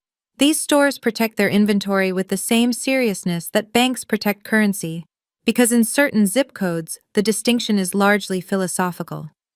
The timestamp read 10:14 in the morning. The camera angle covered the main sales floor and the cashier stations along the far wall. Chloe appeared from the left side of the frame. She was wearing sunglasses inside, which in a Hermes store on Fifth Avenue is not unusual, and she had my black card between two fingers. The way people carry things they are entirely comfortable carrying. She moved through the store with the confidence of someone who belongs there, which was a confidence I recognized because I had watched her deploy it in every room she had ever entered. She selected items with efficiency: a Kelly in gold Epsom, a pair of enamel bangles, a silk scarf in the new season print, and brought them to the register with the unhurried ease of someone who has never had to think about whether a purchase is possible. The cashier ran the card. I watched the cashier's expression change a small professional adjustment, the kind trained specifically to communicate difficult information without creating a scene. "I'm sorry, miss," the cashier said, and I could read the words from the lip movement, even without audio. "The card has been declined." Chloe's chin came up. "Run it again," she said. I could read that too. The cashier ran it again, the same small adjustment of expression. "I'm afraid it's been declined a second time. The card appears to have a block on transactions not initiated by the primary cardholder." Chloe's sunglasses did not hide what happened to the rest of her face. Her mouth pressed together. A flush moved up from her jaw to her cheekbones, visible even in the security footage, a deep, mortified red that had nowhere to go in a room full of people who were all in their various subtle ways now aware that something had gone wrong at Register 3. "That is not possible," she said loud enough now that two customers at the adjacent register turned to look. "I use this card regularly. There has been a mistake." "There's no mistake on our end, miss," the cashier said with the patient firmness of someone trained for exactly this. "If you'd like, you're welcome to contact the cardholder directly." Chloe's hand, the one holding my card, was shaking. Not dramatically, just the fine, involuntary tremor of someone whose body has registered humiliation before their mind has finished processing it. She picked up her own phone with her other hand, and I watched her dial, and I watched her wait, and I watched the call go unanswered, and I watched her press her lips together so tightly they disappeared. She left the items on the counter and walked out. I leaned back from the laptop. 23 transactions over 18 months, Marcus said. $240,000 total. I flagged the pattern at transaction number 4 and began full documentation at transaction number 7. He closed the laptop. "I recommended blocking the card at transaction number 12. You said to wait." "I needed the pattern to be undeniable," I said. "One incident is an accusation. 23 incidents across 18 months is a federal case." I looked at him across the conference table. "I also needed her to open the shop. A shop full of stolen merchandise is significantly more useful than a card statement." Marcus picked up his water glass. "You let her keep the key to your storage room for 14 months, he said. Not accusatory, simply noting a fact. "Every time she used that key, the camera recorded her," I said. "I needed her to be consistent. People are consistent when they believe they are unobserved." I paused. Chloe had never once considered that she might be observed. That was her mistake. Marcus set the glass down. "The GPS chip on the Birkenfaubourg confirmed its location at her storage unit in Long Island City 3 days after you reported it missing," he said. "That's what gave us the interstate angle. She moved it across state lines during transport." "I know," I said. "I was tracking it in real time." Marcus looked at me with the expression he reserved for moments when something had exceeded even his expectations. He reached into the briefcase and produced the final document in the sequence, a single-page different header from the others. "This is the last piece," he said. "I'd recommend tonight, 8 o'clock. I looked at the page. Smart Home Access Revocation. Authorized under the interim order. Every room, climate control included. Every room, I confirmed. Marcus made a note. Then he looked up. "There's one more thing. The smart home action tonight is the authorization for the physical inventory completion tomorrow morning. After that, the residence is fully cleared." A pause. Are you going yourself? I thought about the penthouse, about the kitchen, about a silk apron folded on a table beside a perfect plate of wagyu that no one had touched. Yes, I said, I'll go myself. I had learned it in my first year at the fund, sitting across a conference table from a man who lied with the absolute confidence of someone who had never been caught and therefore believed he never would be. He was the managing partner of a mid-sized firm in Midtown, and he was telling me with complete composure and excellent eye contact that the quarterly numbers I was looking at were accurate. They were not accurate.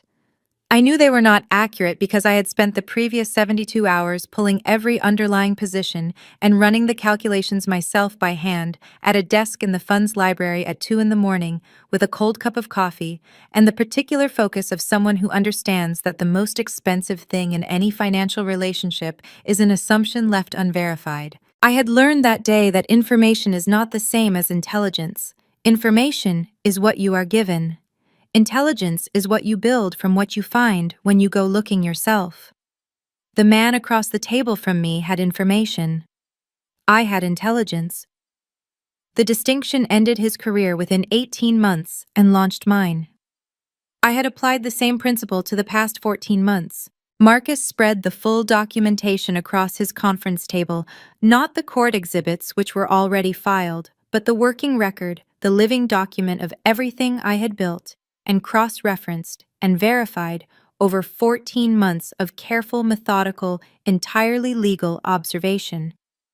Walk me through it, I said. All of it. From the beginning. Marcus nodded. He picked up the first page. Month 1, he said.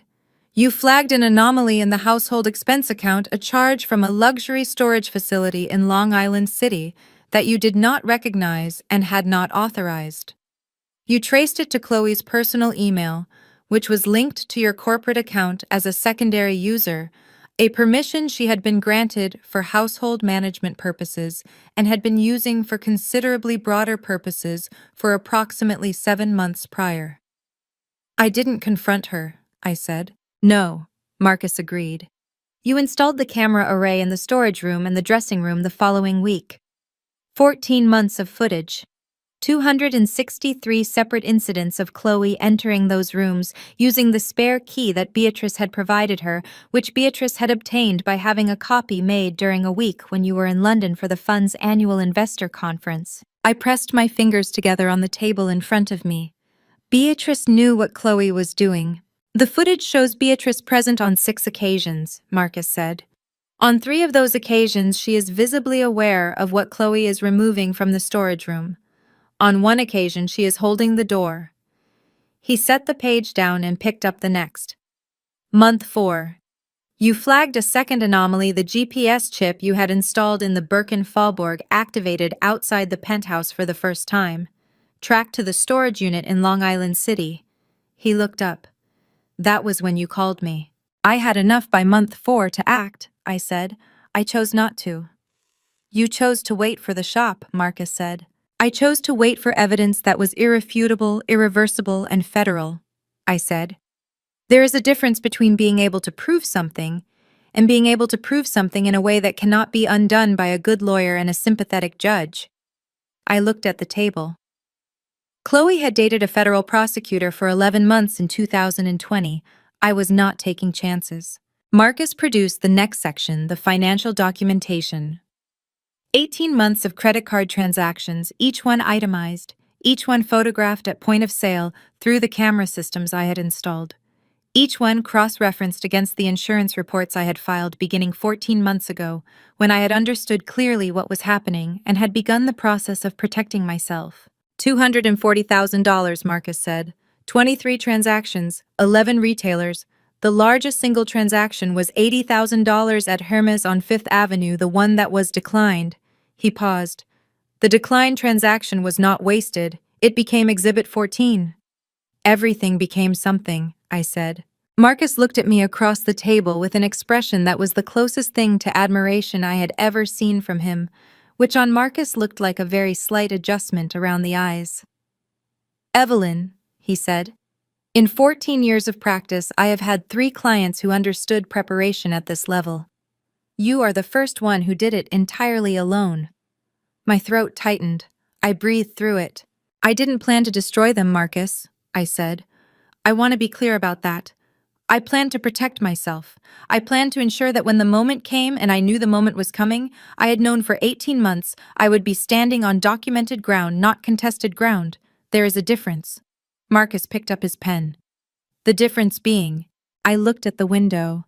Outside, Manhattan was doing its usual thing, indifferent, magnificent, entirely unconcerned with the private reckonings of the people inside its buildings. One is revenge, I said. The other is just good bookkeeping. Marcus wrote something in his notebook. I did not ask what. He placed the final document on the table between us. The Smart Home Access Revocation Order authorized under Judge Holloway's interim ruling effective at 8 o'clock this evening.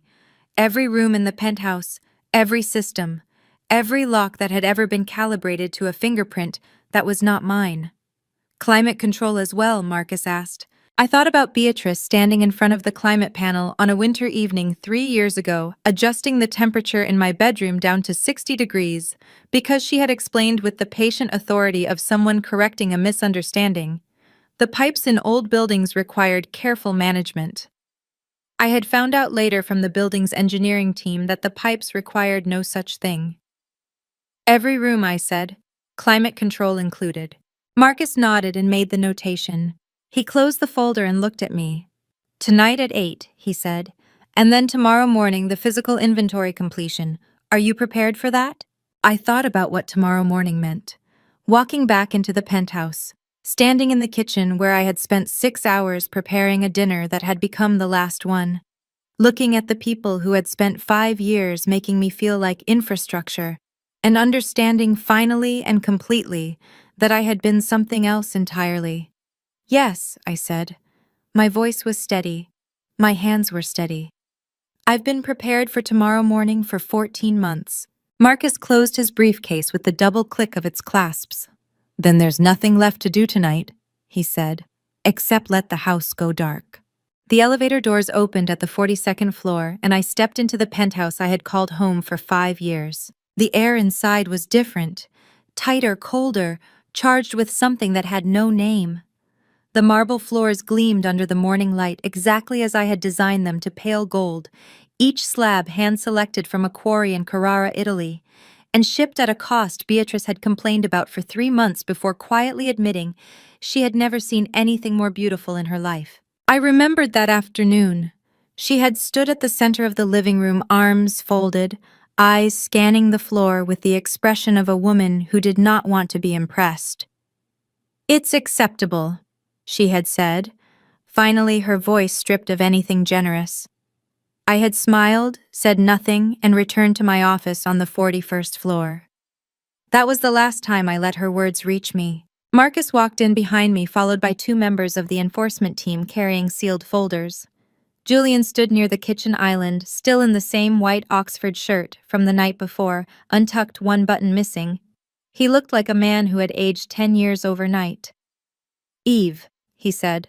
His voice cracked on the single syllable. "Julian." I did not walk toward him. I set my bag on the entrance table, the console I had bought at a Christie's auction 4 years ago, a piece once owned by an Astor, and turned to face the room. Beatrice came forward from the hallway, wearing the ivory Chanel suit I recognized from the Paris collection 3 seasons ago. Her posture was military straight, her expression a wall of granite. Arthur sat in the armchair by the window, hands folded on his lap, watching. "You have no right to come back here," Beatrice said.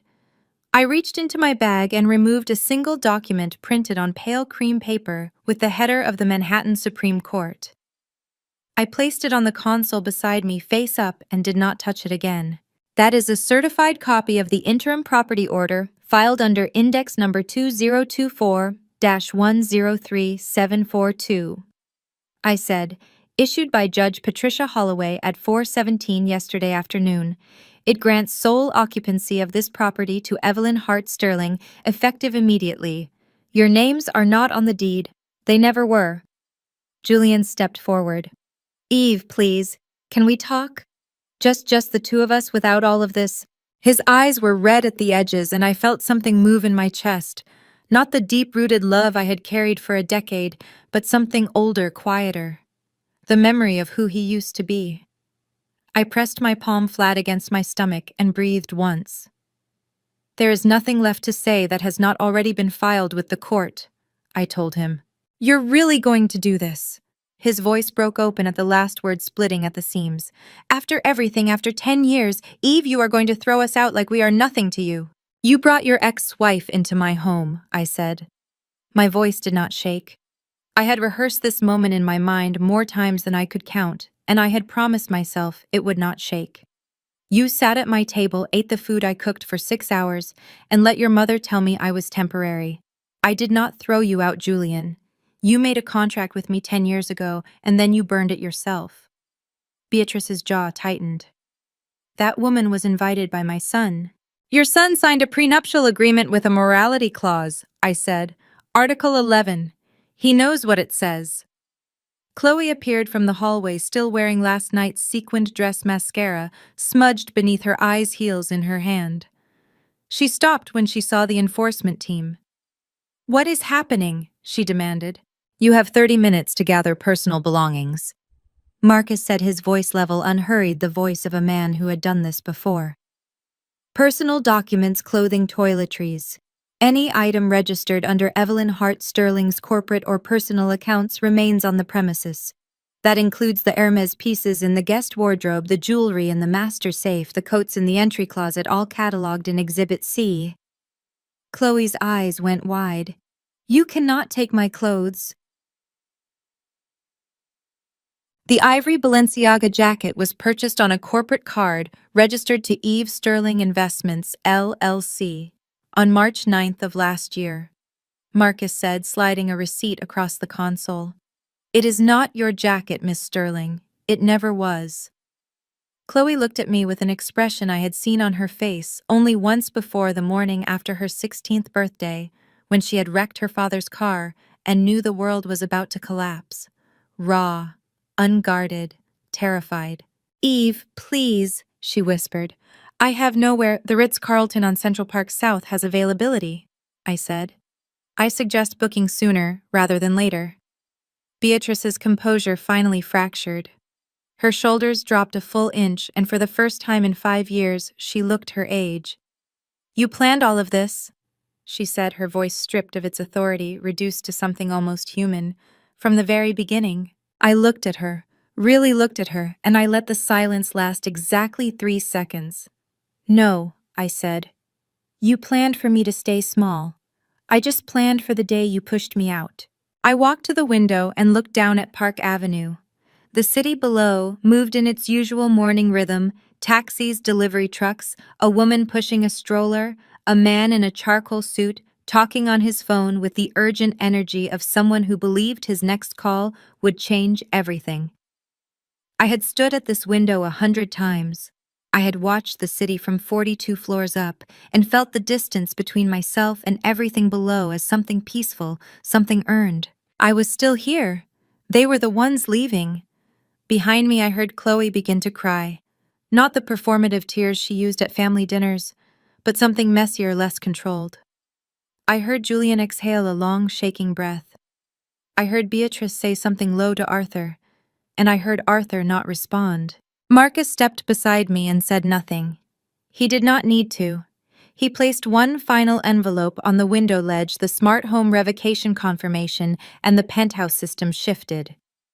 The temperature display on the living room panel moved from 66 degrees to 72. For the first time in 2 years, I was warm inside my own home. The warmth settled over the room like a slow exhale, and I pressed my fingertips against the cool glass of the window for one long moment before turning back to face the people who had spent 5 years making me feel unwelcome in my own home. Marcus nodded to the 2 members of the enforcement team, and they moved with quiet, deliberate efficiency toward the hallway. One carried a sealed inventory list. The other had a camera, not intrusive, not threatening, just present the way a notary public is present to witness, to confirm, to make the record permanent. 30 minutes begins now, Marcus said, checking his watch. Personal documents, personal clothing not listed in Exhibit C, toiletries and prescription medications. Everything else stays. Chloe was the first to move. She stormed down the hallway toward the guest suite, heels clicking hard against the marble, her voice carrying back to the living room like a ricocheting bullet. This is insane. This is completely insane. You cannot just show up and strip a family of everything they own. This is not how the law works. It is in fact exactly how the law works when the property was never yours to begin with. Marcus called after her, perfectly calm. I heard a drawer slam, then another. Beatrice did not move.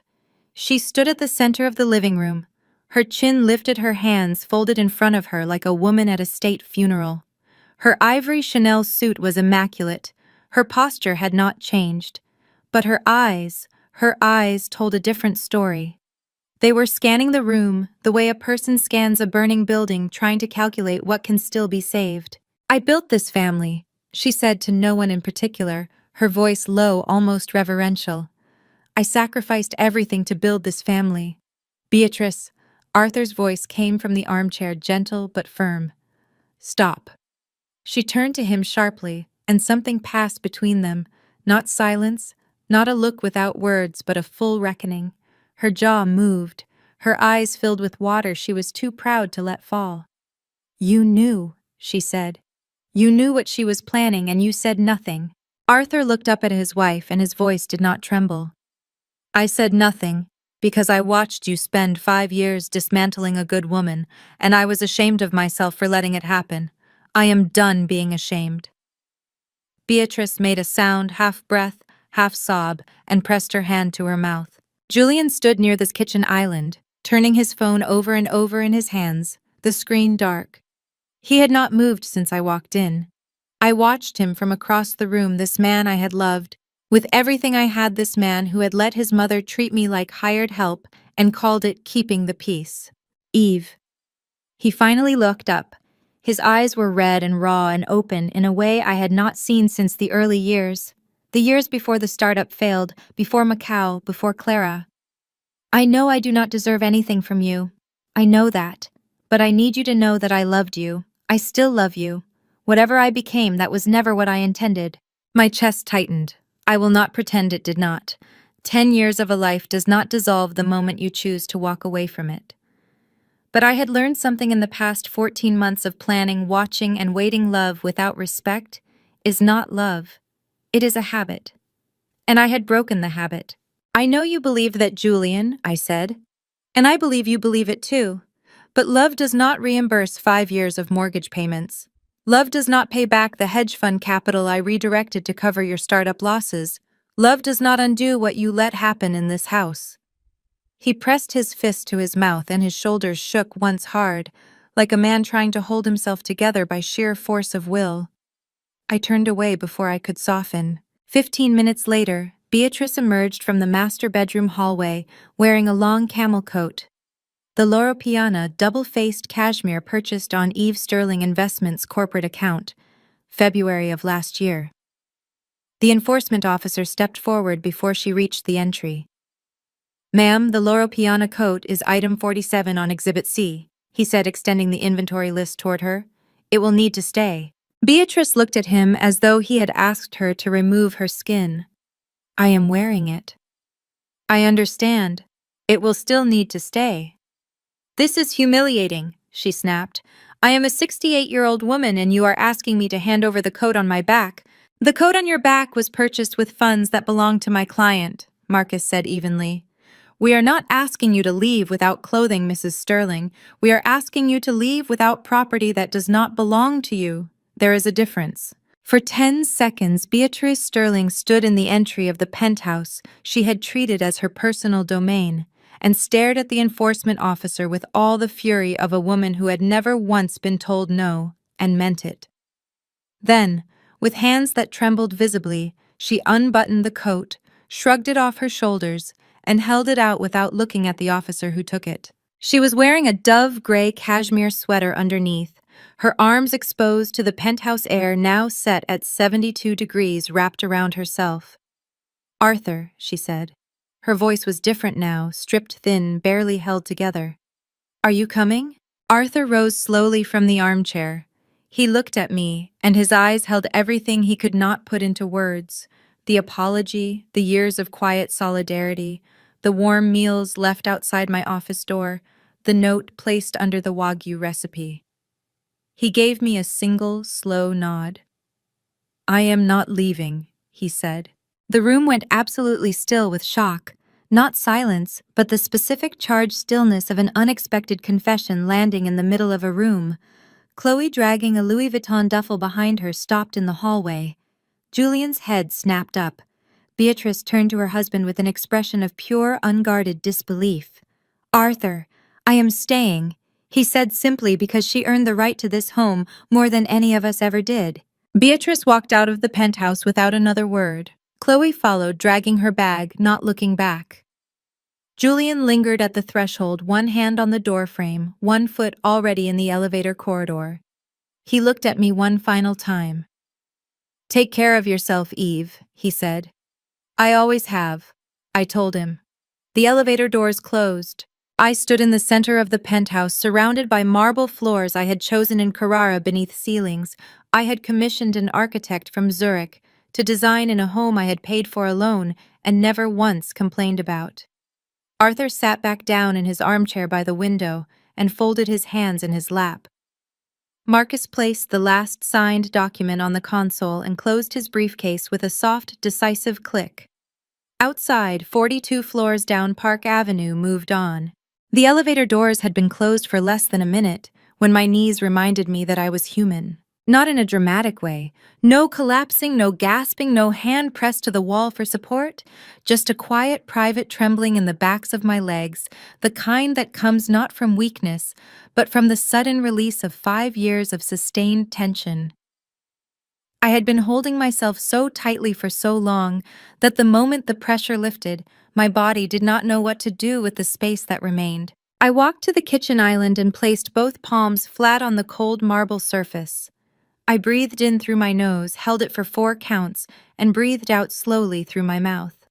Arthur watched me from the armchair without speaking, and I was grateful he understood that what I needed right now was not comfort or congratulations. What I needed was 30 seconds to simply exist inside the truth of what had just happened. "She is going to contest it," Arthur said finally. Not a question. A statement delivered in the tone of a man who had known Beatrice Sterling for 40 years and harbored no illusions about her capacity for stubbornness. "She can try," I said. Marcus filed the interim order with a full asset trail. Every dollar is documented. Every transaction is time-stamped.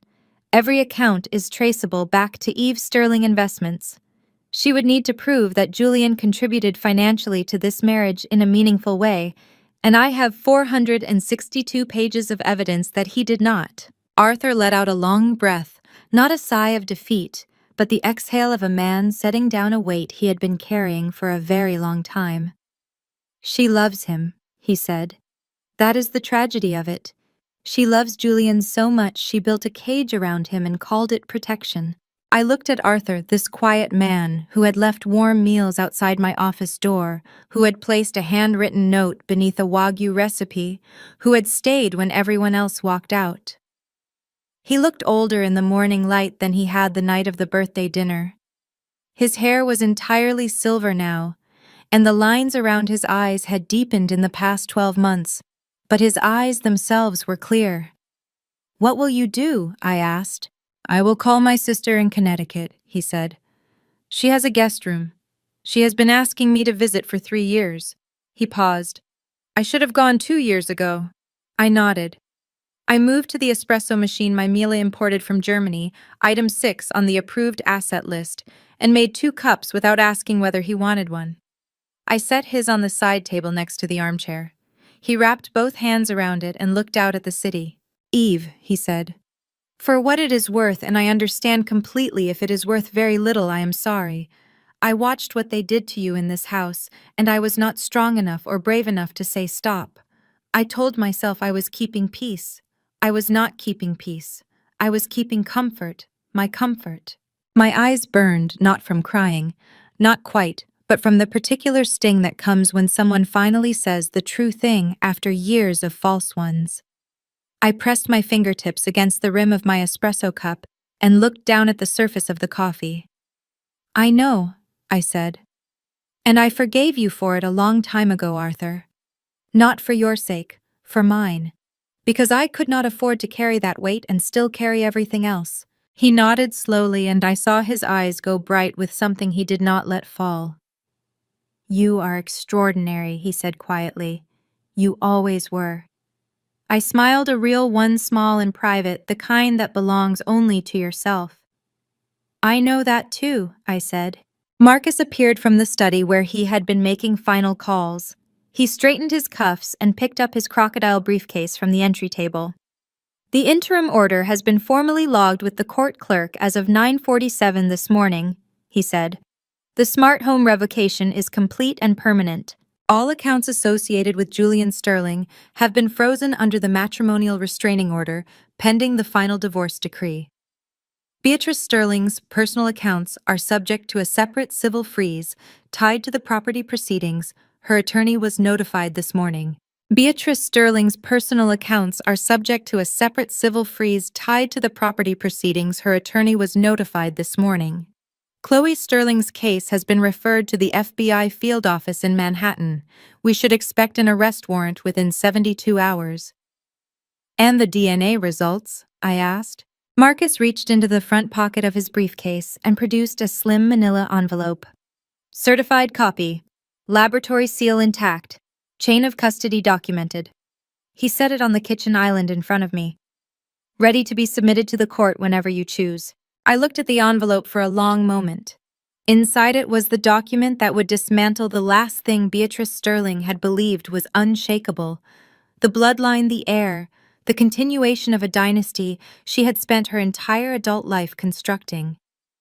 The child she had fought to bring into this marriage, the child she had used as leverage to demand $20 million, was not a Sterling at all. He was the son of Richard Holt, Julian's former business rival, born of an affair Clara had conducted while still married to Julian, while Beatrice had watched and said nothing and chosen to believe what was convenient. "File it," I said. Marcus nodded and closed his briefcase. "I will have the certified submission to Judge Holloway's clerk by noon."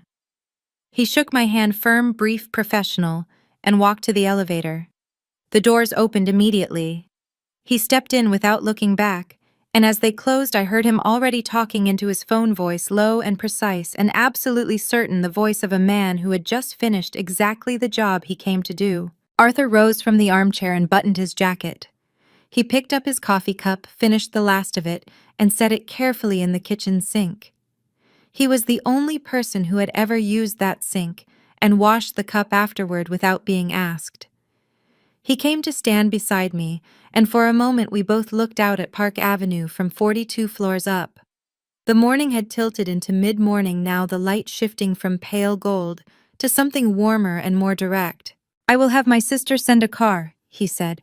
"I will not trouble you any further." "You were never trouble, Arthur," I told him, and I meant it with every part of me that was still capable of meaning things simply. He patted my hand once, brief, the gesture of a man from a generation that expressed its deepest feelings through small, careful actions, and then he walked to the elevator and pressed the button. When the doors opened, he stepped in and turned to face me. His expression was composed, dignified, and carrying underneath it a grief so old and settled it had become part of his posture. "Take care of this home," he said. "I will," I told him. The doors closed. I stood alone in the penthouse for the first time. Not lonely, not hollow, not waiting for something or someone to fill the space, just alone in the way that a room is alone when it has finally been returned to its rightful owner, complete, intact, entirely itself. I walked back to the window. Below on Park Avenue, a town car pulled away from the curb. I could not see who was inside. I did not need to. I placed my palm flat against the glass, felt the city's faint vibration travel up through the pane, and held it there. Tomorrow the final divorce decree would be processed. Tomorrow the DNA submission would land on Judge Holloway's desk. Tomorrow Chloe Sterling would wake up and find an FBI warrant waiting for her at whatever hotel she had checked into, with whatever credit card she had left that was still her own. But that was tomorrow. Tonight, for the first time in 5 years, the penthouse temperature was exactly what I wanted it to be. 3 weeks later, I stood in the lobby of the Manhattan Supreme Court building on Center Street and watched a pigeon land on the stone railing outside the window and immediately decide it had made a mistake and fly away. I understood the feeling. There were moments in the past 3 weeks when I had stood in rooms that were too charged with consequence and thought about walking out before the weight of it could find me. But I never did. I had not come this far to leave before the final signature. Marcus stood beside me in a charcoal Tom Ford suit holding a leather portfolio against his chest.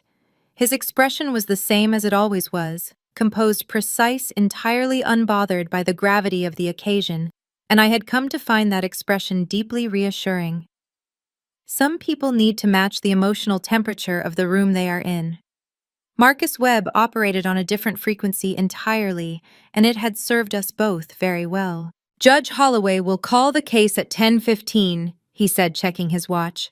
"The divorce decree is unopposed. Julian did not file a response. The asset confirmation is already in the record. This is a formality at this point, Eve. 15 minutes maximum." "Beatrice tried to file an objection," I said. "She did," Marcus confirmed. "On the grounds that the prenuptial agreement was signed under duress. The objection was dismissed in 4 hours because Julian signed it with his own attorney present, reviewed it over a period of 3 weeks, and initialed every page, including Article 11. He allowed himself the smallest possible smile. Her attorney apparently called my office afterward to ask how we had structured the morality clause so cleanly. I told him it helps to work with a client who keeps records. I laughed a real laugh, the kind that starts in the chest and moves upward without permission. A woman in a gray blazer near the elevator glanced over at me with mild surprise, clearly not accustomed to laughter in this particular lobby. I did not apologize for it. The courtroom was smaller than I had imagined. Wood paneling, fluorescent lighting, a clerk at a side desk, typing something with focused urgency, a court reporter with her machine positioned and ready. Judge Patricia Holloway entered at 10:13, 2 minutes early, which Marcus had predicted she would be, because she had a reputation for running tight dockets and an even tighter tolerance for wasted time. She was in her late 50s with sharp eyes behind wire-rimmed glasses and the bearing of a woman who had heard every variety of human catastrophe across a courtroom and had remained standing through all of them. She reviewed the file for approximately 45 seconds, asked Marcus 2 clarifying questions about the asset trail documentation, received 2 precise answers, and then looked at me directly. "Mrs. Sterling," she said, "you are aware this decree will be final and irrevocable upon my signature. I am your honor. And you are proceeding of your own free will without coercion or duress of any kind. I am your honor." She nodded, once picked up her pen and signed. The sound of that pen moving across paper was not dramatic. It did not echo. It did not shake the walls or fill the room with anything cinematic. It was just a pen moving across paper the way 10,000 other pens had moved across 10,000 other documents in this room before mine. But it was the most significant sound I had heard in 5 years because it was the sound of a door closing, not violently, not with grief, but with the quiet final precision of a woman who had decided exactly where she was going and had no further use for the room she was leaving behind. Outside the courthouse, Marcus shook my hand on the steps and told me the Chloe Sterling arrest had been confirmed the previous evening, federal charges filed, bail set at $250,000, arraignment scheduled for the following Thursday. The FBI had seized the contents of her consignment shop and identified 51 additional items beyond the original 47, bringing the total insured value of stolen goods to slightly over $5.4 million. Chloe had called Julian from the precinct. Julian, who was currently staying at a friend's apartment in Hoboken with no access to any account that held meaningful funds, had not answered. "And the DNA?" I asked. "Filed and accepted into the divorce record," Marcus said. "Clara Montgomery's attorney has already contacted the court to formally withdraw the petition for the $20 million education trust. Apparently, she has retained new counsel and is pursuing a paternity case against Richard Holt directly." He paused. Richard Holt's attorney responded within 6 hours with a statement calling the claim frivolous. "It is going to be a very expensive year for everyone involved except you." I put on my sunglasses, and for a moment I just stood on the steps of the courthouse and let the late October sun land on my face. New York in autumn has a particular quality of light, clear and angled and honest, the way light gets when the air has been stripped of summer's softness, and everything is sharper and more itself. One more thing, Marcus said. He reached into his portfolio and produced a small envelope, not legal-sized, not stamped with any court seal. Personal stationery cream colored with a single letter written in the top left corner in embossed ink. The letter A. Arthur left this with my office 2 days ago, Marcus said. He asked me to give it to you after the decree. I turned the envelope over in my hands. My name was written on the front in Arthur Sterling's careful old-fashioned cursive, the handwriting of a man who had learned to write with a fountain pen and never stopped. I opened it. Inside was a single index card. On it, in that same careful hand, were 4 sentences. You fed a family that did not deserve the meal. You stayed longer than honor required. You left exactly when wisdom told you to. The house is yours, Eve. It always was. My throat tightened so fast it surprised me. I pressed my lips together and breathed through my nose and told my eyes firmly that we were standing on the steps of the Manhattan Supreme Court building on Center Street, in full public view, and this was not the moment. My eyes disagreed with me, but ultimately cooperated. I folded the card, placed it back in the envelope, and put the envelope in the inner pocket of my coat directly over my heart. Thank you, Marcus, I said, for everything. It was the most well-documented case I have handled in 22 years of practice, he said, and I believed he meant it as the highest possible compliment. Call me if you need anything. He walked down the steps and into a waiting car, and I stood alone on Center Street, with the whole city moving around me in every direction. I thought about the woman I had been 10 years ago, 20 fresh out of Columbia, building a fund from a studio apartment in Washington Heights, with a used laptop and a belief so stubborn it bordered on irrational that I could make something extraordinary from nothing. I thought about the night I met Julian at a gallery opening in Chelsea, his laugh, the way he had looked at me across a room full of people as though I was the only interesting thing in it. I thought about the years between that night and this morning, all the meals cooked, and accounts managed, and silences endured, and love given to people who received it as their due, and never once thought to ask what it cost. And then I thought about this morning, the judge's pen, the sound of a door closing cleanly. I took out my phone and called Karen. She picked up on the second ring. Tell me everything, she said before I could even speak. I have been sitting here since 9 o'clock with coffee going cold, and I need you to tell me everything right now. I laughed again, that same chest-deep laugh from the courthouse lobby. It is done, I said. All of it. It is completely, officially, permanently done. Karen made a sound on the other end of the line that was part cheer, part sob, and entirely the sound of a woman who had watched her friend carry an impossible weight for 5 years and was now watching her set it down. Where are you? She asked. Center Street, I said, standing on the courthouse steps like a woman in a movie. Stay there, she said.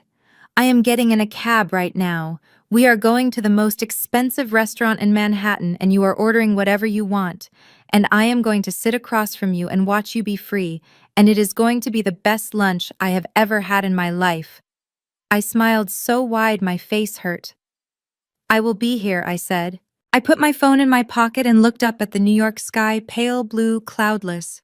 The kind of sky that makes no promises and keeps all of them, and I felt for the first time in longer than I could accurately measure completely and entirely like myself. The golden hand had fed them all. And now finally, gloriously, it belonged only to me.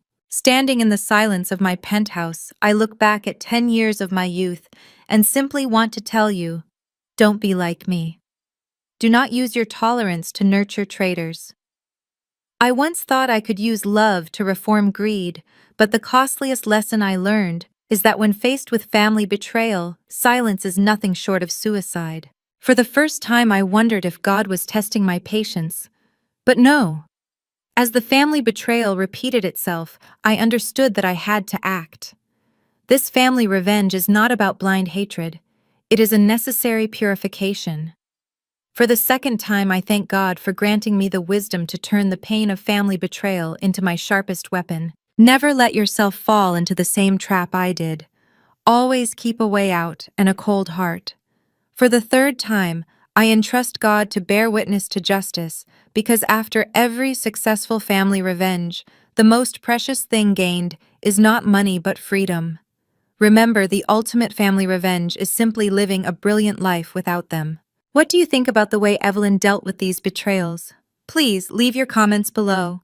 Share the story to warn others, and don't forget to subscribe to the channel so you won't miss the next sophisticated and dramatic episodes. That's the final part of today's story. I'm glad you were here. I'll catch you soon. They say just forget. Move on like it's easy. But forgetting you feels like remembering someone I've never seen. I've been trying to erase you from the places in my mind, but the harder that I fight it, the more you're hard to leave behind. Every memory keeps slipping through the cracks I try to close, like a face I should remember, but somehow never know. Forgetting you feels impossible, like chasing something I can't hold, like trying to remember someone that I've never even known. I keep reaching through the silence for a past I can't undo, 'cause letting go of what we had feels like losing something true. Every moment turns to fragments, every thought just fades to blue, like I'm searching for a feeling that still only leads to you. Forgetting you feels impossible, like chasing something I can't hold, like trying to remember someone that I've never even known. I keep reaching through the silence for a past I can't undo, 'cause letting go of what we had feels like losing something true.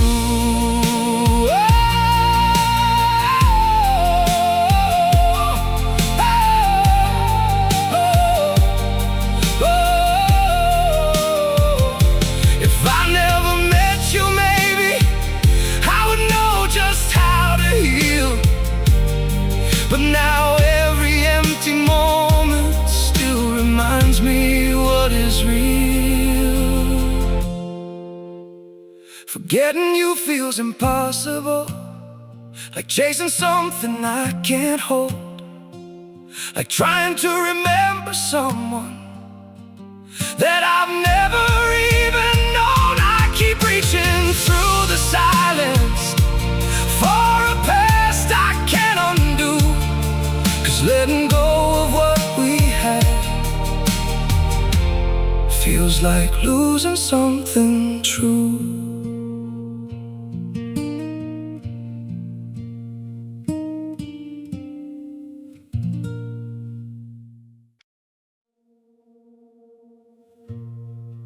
Don't pity me. My heart doesn't need your mercy. I can still stand on my own.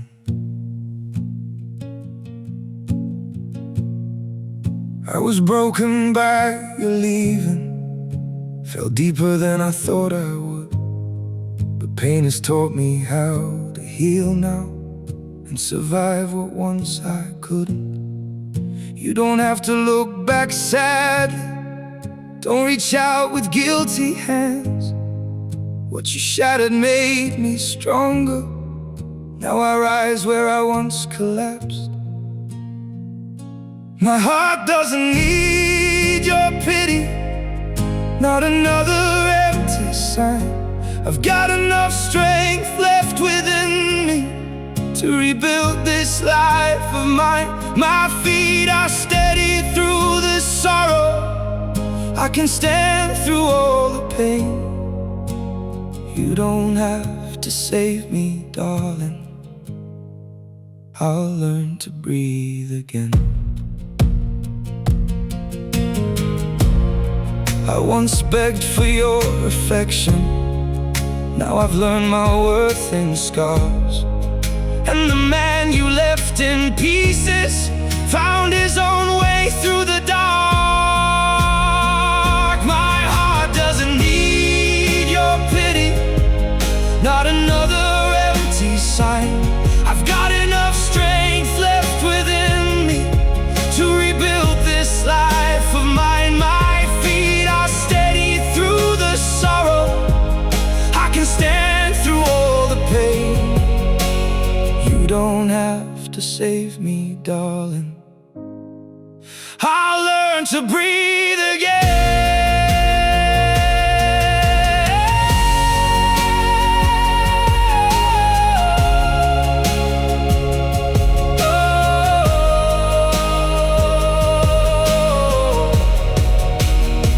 So keep your sympathy behind you. I don't need what's left undone.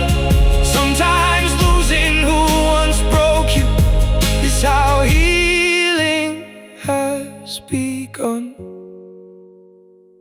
My heart doesn't need your pity, not another empty sign. I've got enough strength left within me to rebuild this life of mine. My feet are steady through the sorrow. I can stand through all the pain. You don't have to save me, darling.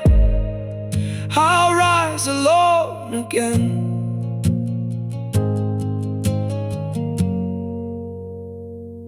I'll rise alone